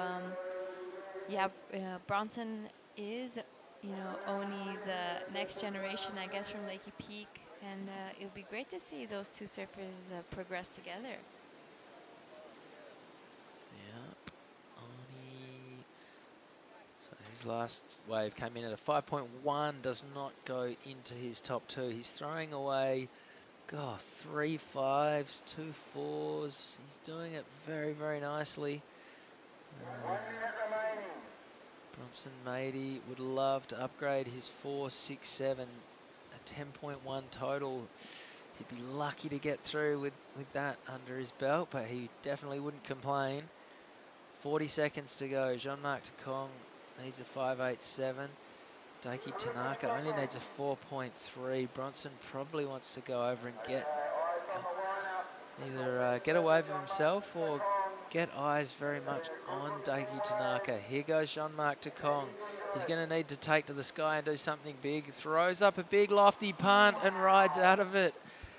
And Bronson Mady will have seen Jean-Marc fly out of that wave from behind. And the judges have a decision to make right now. Here goes Daiki Tanaka. He only needs a 4.3, a strong first turn. A second big turn. Climbs up and over, and he gives it the big claim as well. So the siren goes. Here goes Bronson. I wonder if he got up before the siren went and if this will count. Throws up the big fin of rebound. Don't know what Bronson did at the start of that wave, but this one is definitely going to be with the judges to decide. They've got some big scores to come in. Big as in crucial and important. And yet again, a frenzy of activity right at the death. You would imagine that Oni Anwar is safe in the lead. Here goes Jean-Marc Tacong. He needed a 5.87. It was a big air. He would have loved this one to stand up and give him the opportunity to squeeze a few more turns in. Daiki Tanaka, he didn't need much at all. A 4.3 the requirement. 3 big turns, and he's feeling it. The big strongman claim. Oh, wow. Bronson Mady, his last wave was just a minor, so we did see all there was to that one. Yeah, this is definitely a really interesting interesting way to finish this heat. There's a opportunity for all three. You know, now it's down to Daiki Tanaka and Jeongmar Takong. Yeah, that the two air scores that was matter. crazy. It was so much distance. Yeah, plenty of pop. He went long rather than high. Landed kind of way out on the flat section. And then there wasn't a whole lot afterwards. Right, last score for Jeongmar Takong was a 6.4, puts him up in 2 seconds. So Bronson Matey is definitely out. Daiki Tanaka now needs a 4.84. This is still very, very gettable. We saw him smash that wave 3 times. So all we know right now is that Oni Anwar is through and Bronson Matey is out. Score coming in for Daiki Tanaka, and it is a 5.53. He has gone up to second. So Jeongmar Takong was through for a split second. Wasn't to be. One last heat remains in the day. It's Taiwan Open of Surfing. Don't go anywhere. We'll be back right after this quick break.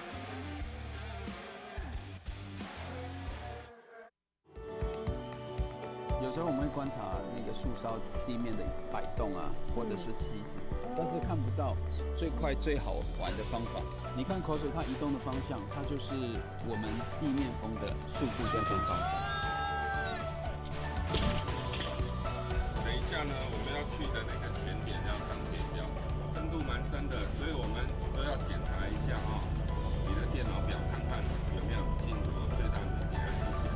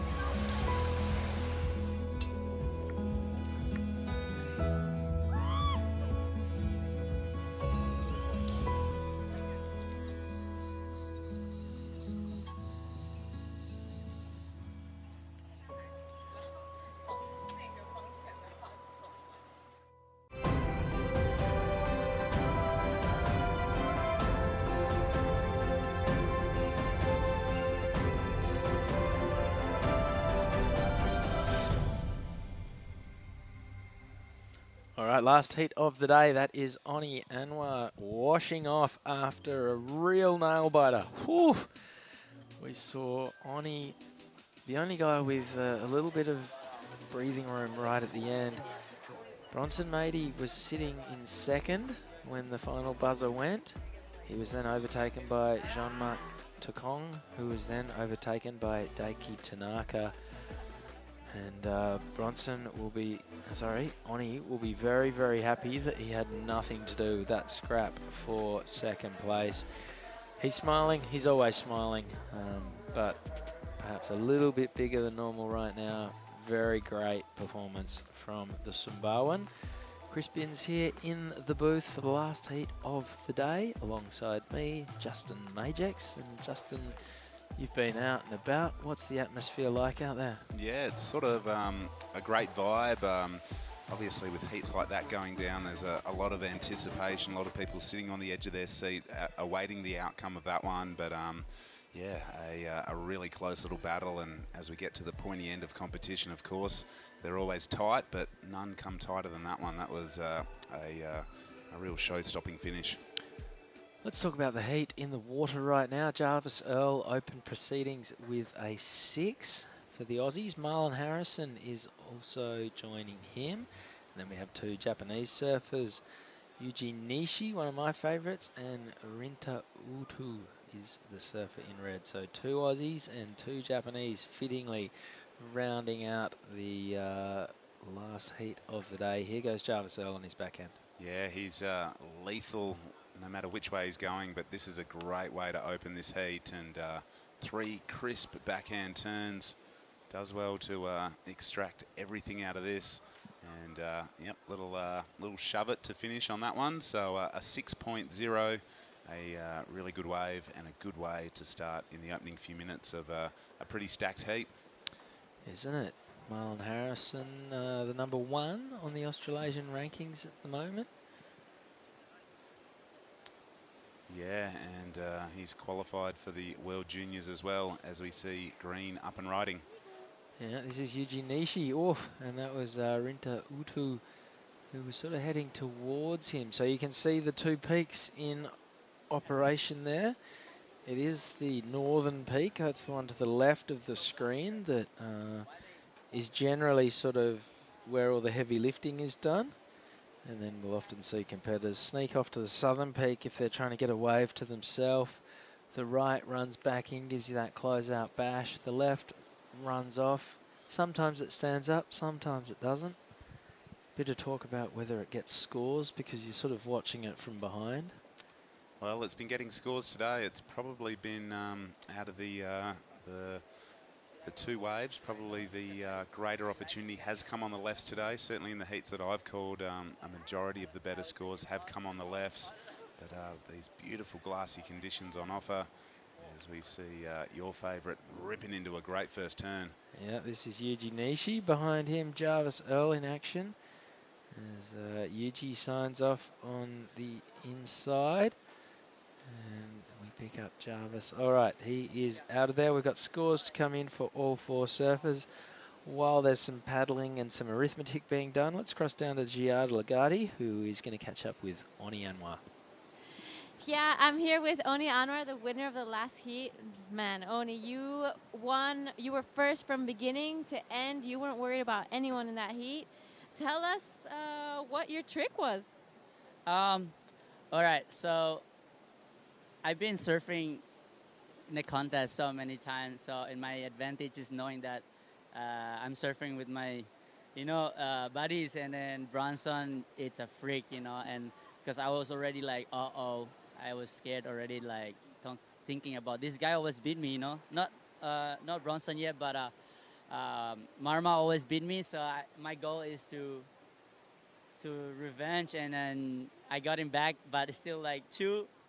So I need another one to beat him. So yeah, but my plan was just to,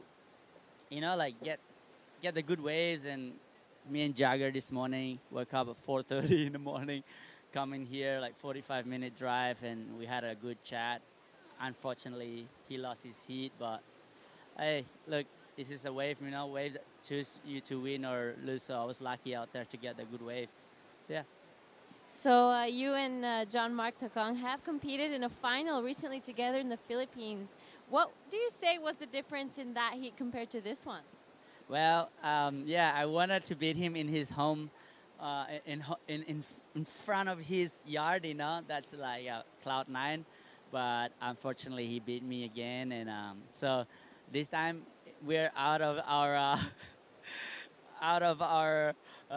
home. So meet each other outside. Let's see, it's kind of fun. This guy, and he also fight until end to get the score. He got it. This guy's a freak.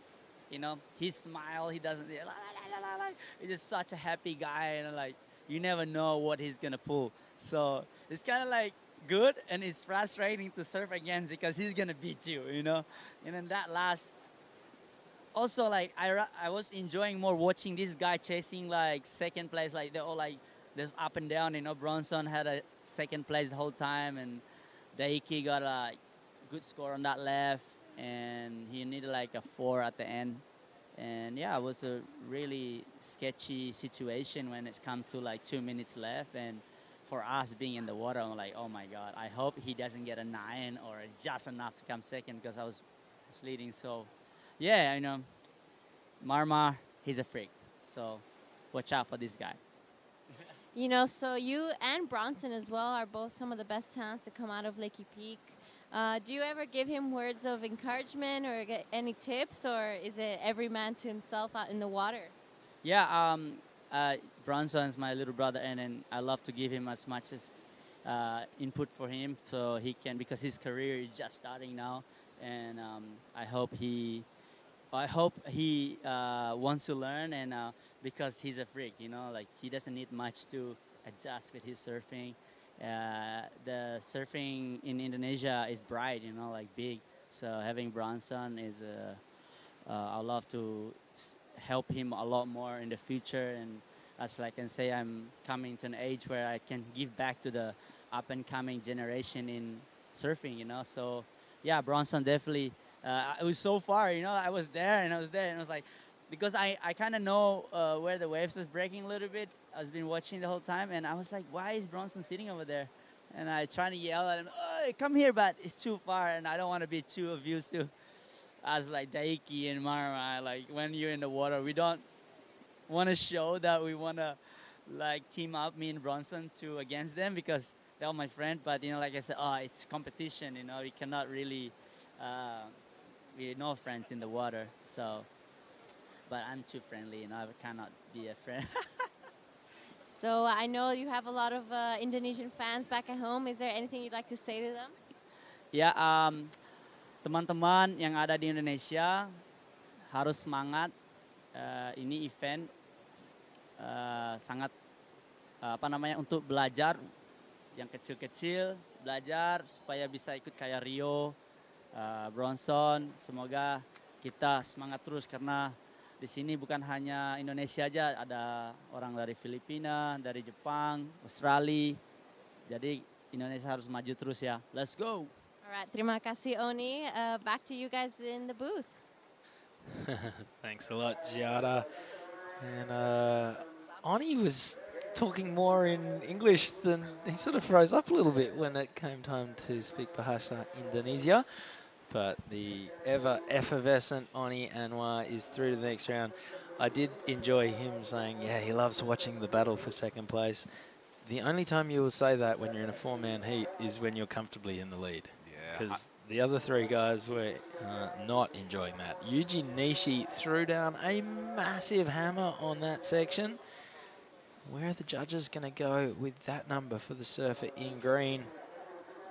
This is Rinta Utu on his backhand. And this was while we were chatting to Oni. And I think Jarvis Earl, his last score has locked in at a 0.5, so that's a minor. His previous was a 6.33. He is in the lead. Yuji Nishi with a number to come. Marlon Harrison, he's all locked in. Rinta Uta with a score to come, 18 minutes to run. Let's see if we can get a replay of that last wave of Yuji Nishi, because he really did not hold back one little bit, Justin. Nah, he's a powerful surfer, and I can understand why he's one of your favourites, because he's been throwing down some massive turns, and he's got a really good approach to the waves here at Jinzun Harbour. But you can't help but smile when you're watching or listening to Oni Anwar.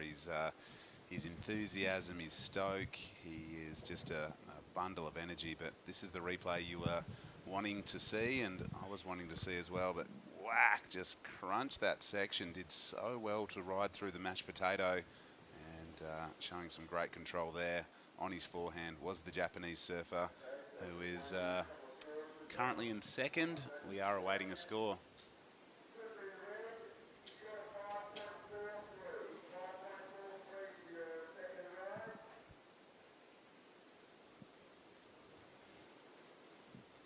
Right now there's just under 17 minutes remaining. Right now it is Jarvis Earl holding it down first position. Still awaiting a score to lock in for our second place getter in the green rash vest, Yuji Nishi. Marlon Harrison is chasing a 3.71. It might be a higher number once the last of green locks in. And the best number has locked in for Rinta Utu from Japan, a 5.43. But rapid fire action. There's been a lot of waves ridden in the first half of this heat. Yeah, Jarvis Earl, the only surfer with 2, borderline keeper scores to his name. Here goes Marlon Harrison. He'll be getting rid of his 2.5 with this one. Not by a huge factor, though. With 16 minutes to go, that will replace his 2.5. It's not going to be the 7.2 to put him up into second place, though. So Yuji Nishi, last score, comes in at a 7 for that big layback smash. Yeah, a deserving score, a really steep section, and he threw everything at it. So the commitment levels were high, and I think a deserving score to firm up second place for him right now. A 5.33 his requirement to go into the lead. So this is it once again. Nice little check turn, but every bit of the points came from that. Just a really powerful approach, and you cannot complain with that sort of surfing on the screen.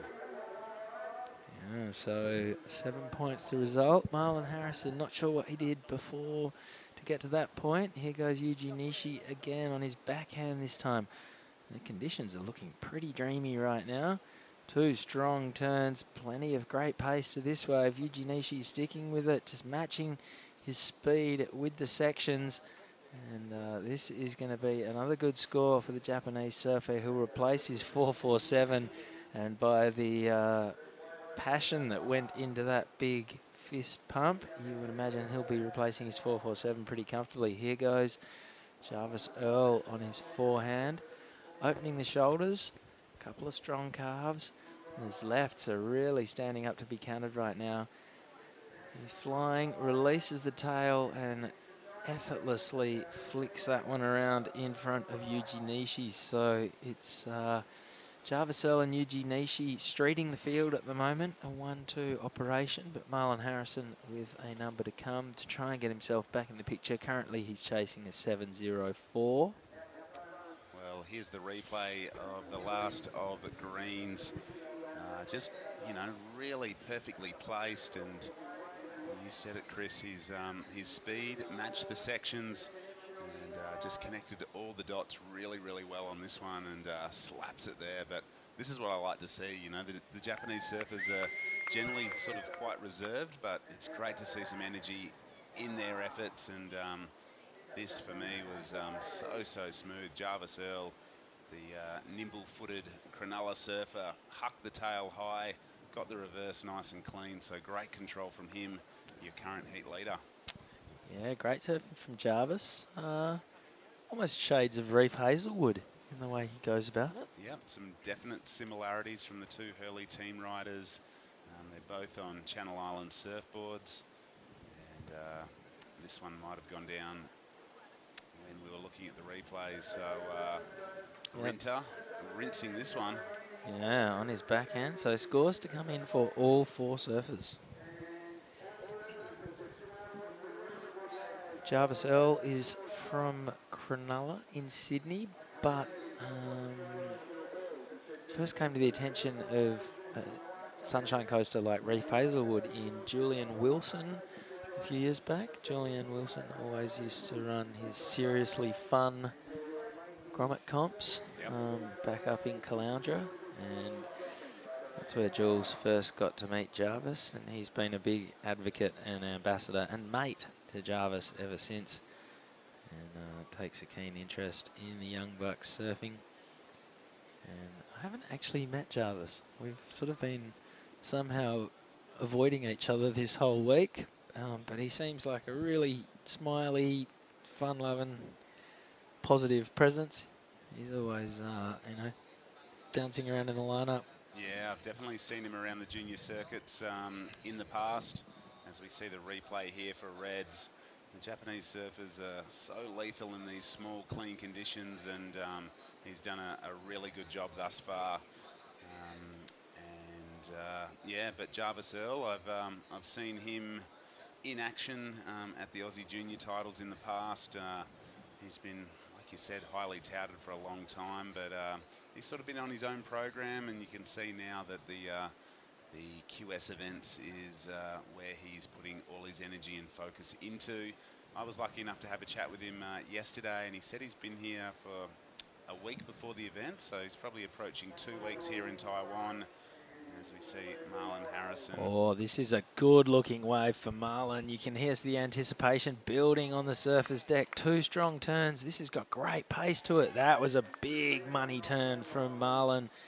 He's not done yet either. 4 strong turns. He's sticking with this one. It's going to keep running. The camera's not sticking with it, though, so not sure what Marlon's done down the bottom of that one, but all the bulk of the points will be scored up the top for Marlon. That was a great looking wave. Bit of size to that one. Yeah, definitely. Marlon's not a small surfer in any stretch of the imagination, and that was easily a head-high wave. So here's the replay. You see his timing's perfect, connects with that first section well. This one really bowls out and slams the door shut on that section. That was the turn. See, just, you know, strong on his feet.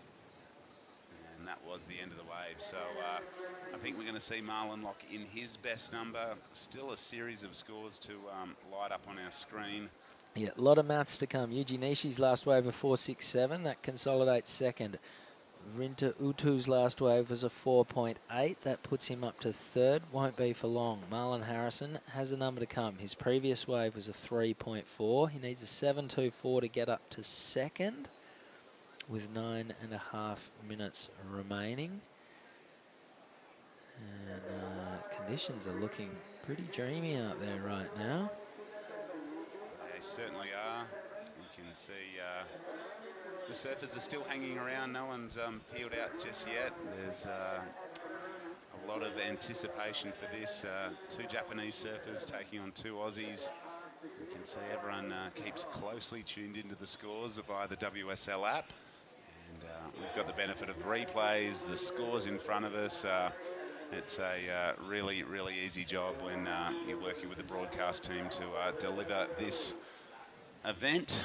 And we've had a really good time here in Taitung County, an amazing part of the world, some amazing waves on offer and some nice clean conditions. Have a look at this shot. Jarvis Earl, the angle of God, and he is flying down the line. Wow, releases the tail, 3 turns. And he's going to let that one slide at that point. And why wouldn't you? Big stomped air reverse. Let's have a look at this one from in front. Talk us through it, Justin. Yeah, well, he's been busy in this heat. He's opting for the lefts. A great first turn. Oh. Nice variety there, and that was really innovative. Stands tall. The no claim going on just wipes the blonde hair back, and that felt good. It looked good. I think our co-commentator Tippy Jabrick would, if he was coaching Jarvis the way that he coaches some of the Indonesians, he would have told him that he should have done another turn there. That's the best claim, is to do another turn. Yeah. Because, you know, you never know when that little half point might be needed, and there was definitely a section there. It wasn't like the wave had completely gassed itself, but nonetheless, it's going to be a great score for the surfer in white. 7.5 minutes to go. Yuji Nishi, he's the only guy with his waves all locked in. Rinta Utu, he is now all locked away, nothing changing for him. So we're waiting on scores for Yuji Nishi.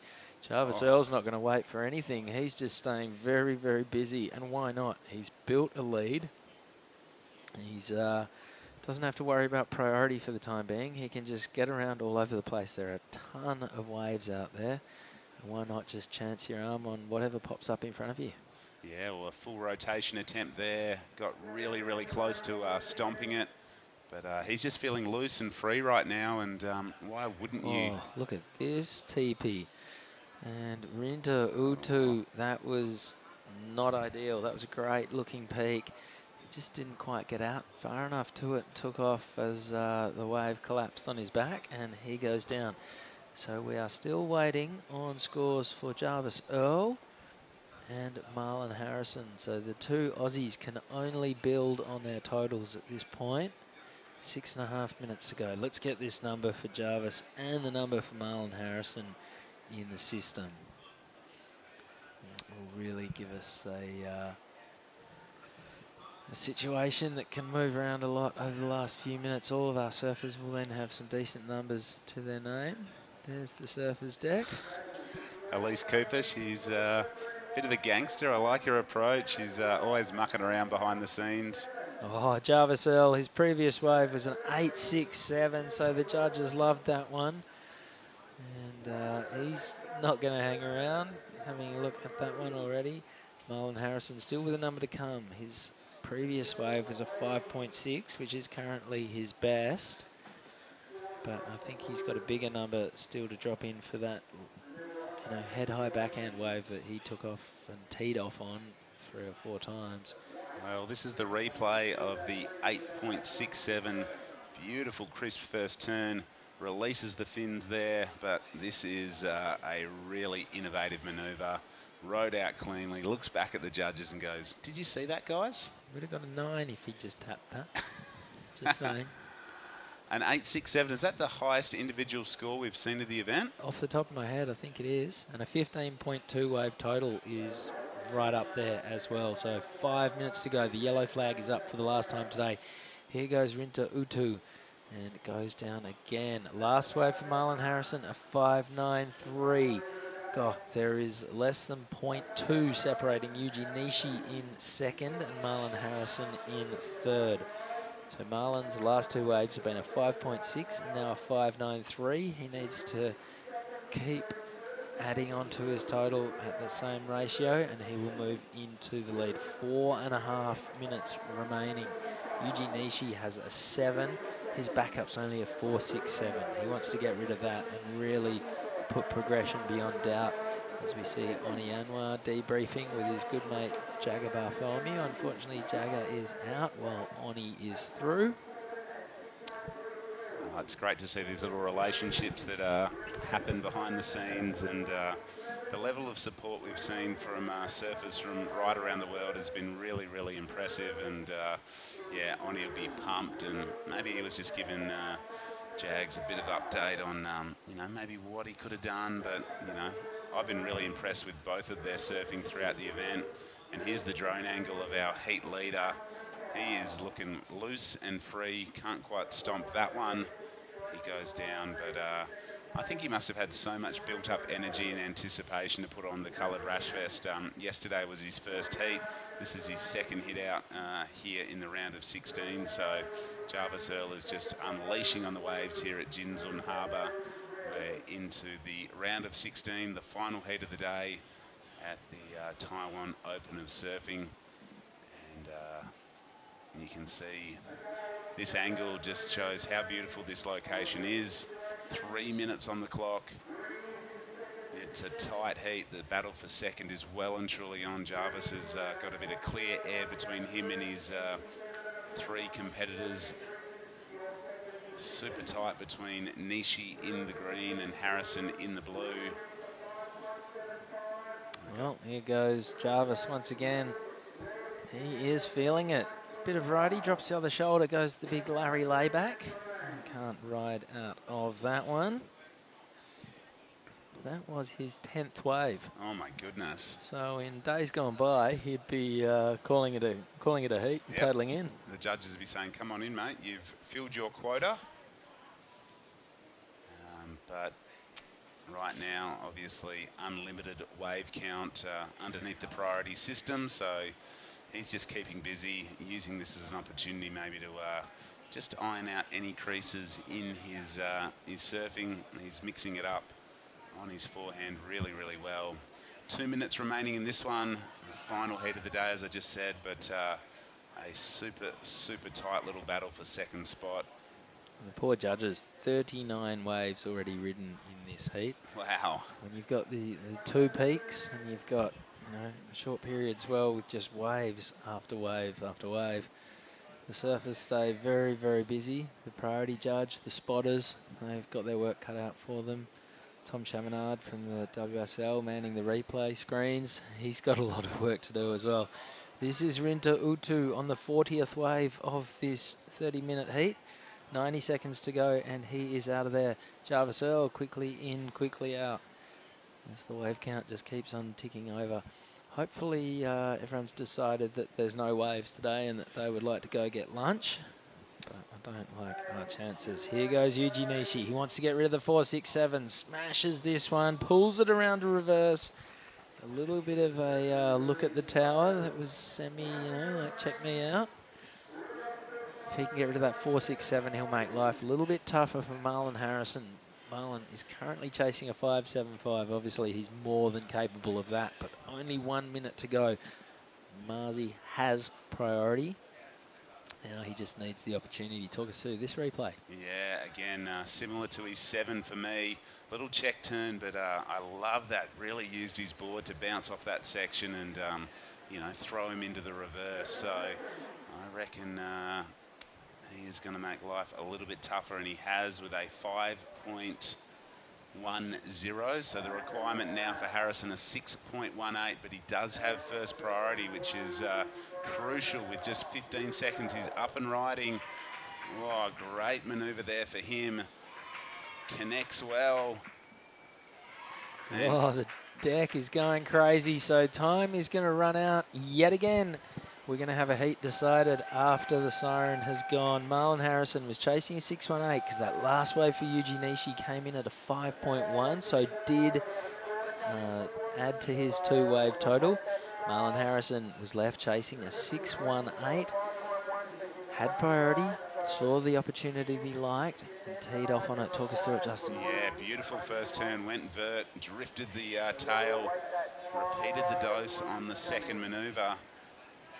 But for me, sort of the body language doesn't sell it to me. He looks pretty staunch there, but we're going to wait for the scores. And it comes in just short. It's a 5.23, so just about a point shy of what was needed. And unfortunately, that is the end of Marlon Harrison's run. Jarvis Earl, another fantastic performance from the Sydney surfer. He's being joined in the next round by Yuji Nishi, the Japanese powerhouse. And that was the last 4-man heat for the Taiwan Open of Surfing. We are seeing man-on-man action from this point on. We are down to the quarterfinals on the men's and women's side of the draw. And the performances are going to get better and better. I'm Chris Binns. I'm Justin Majex.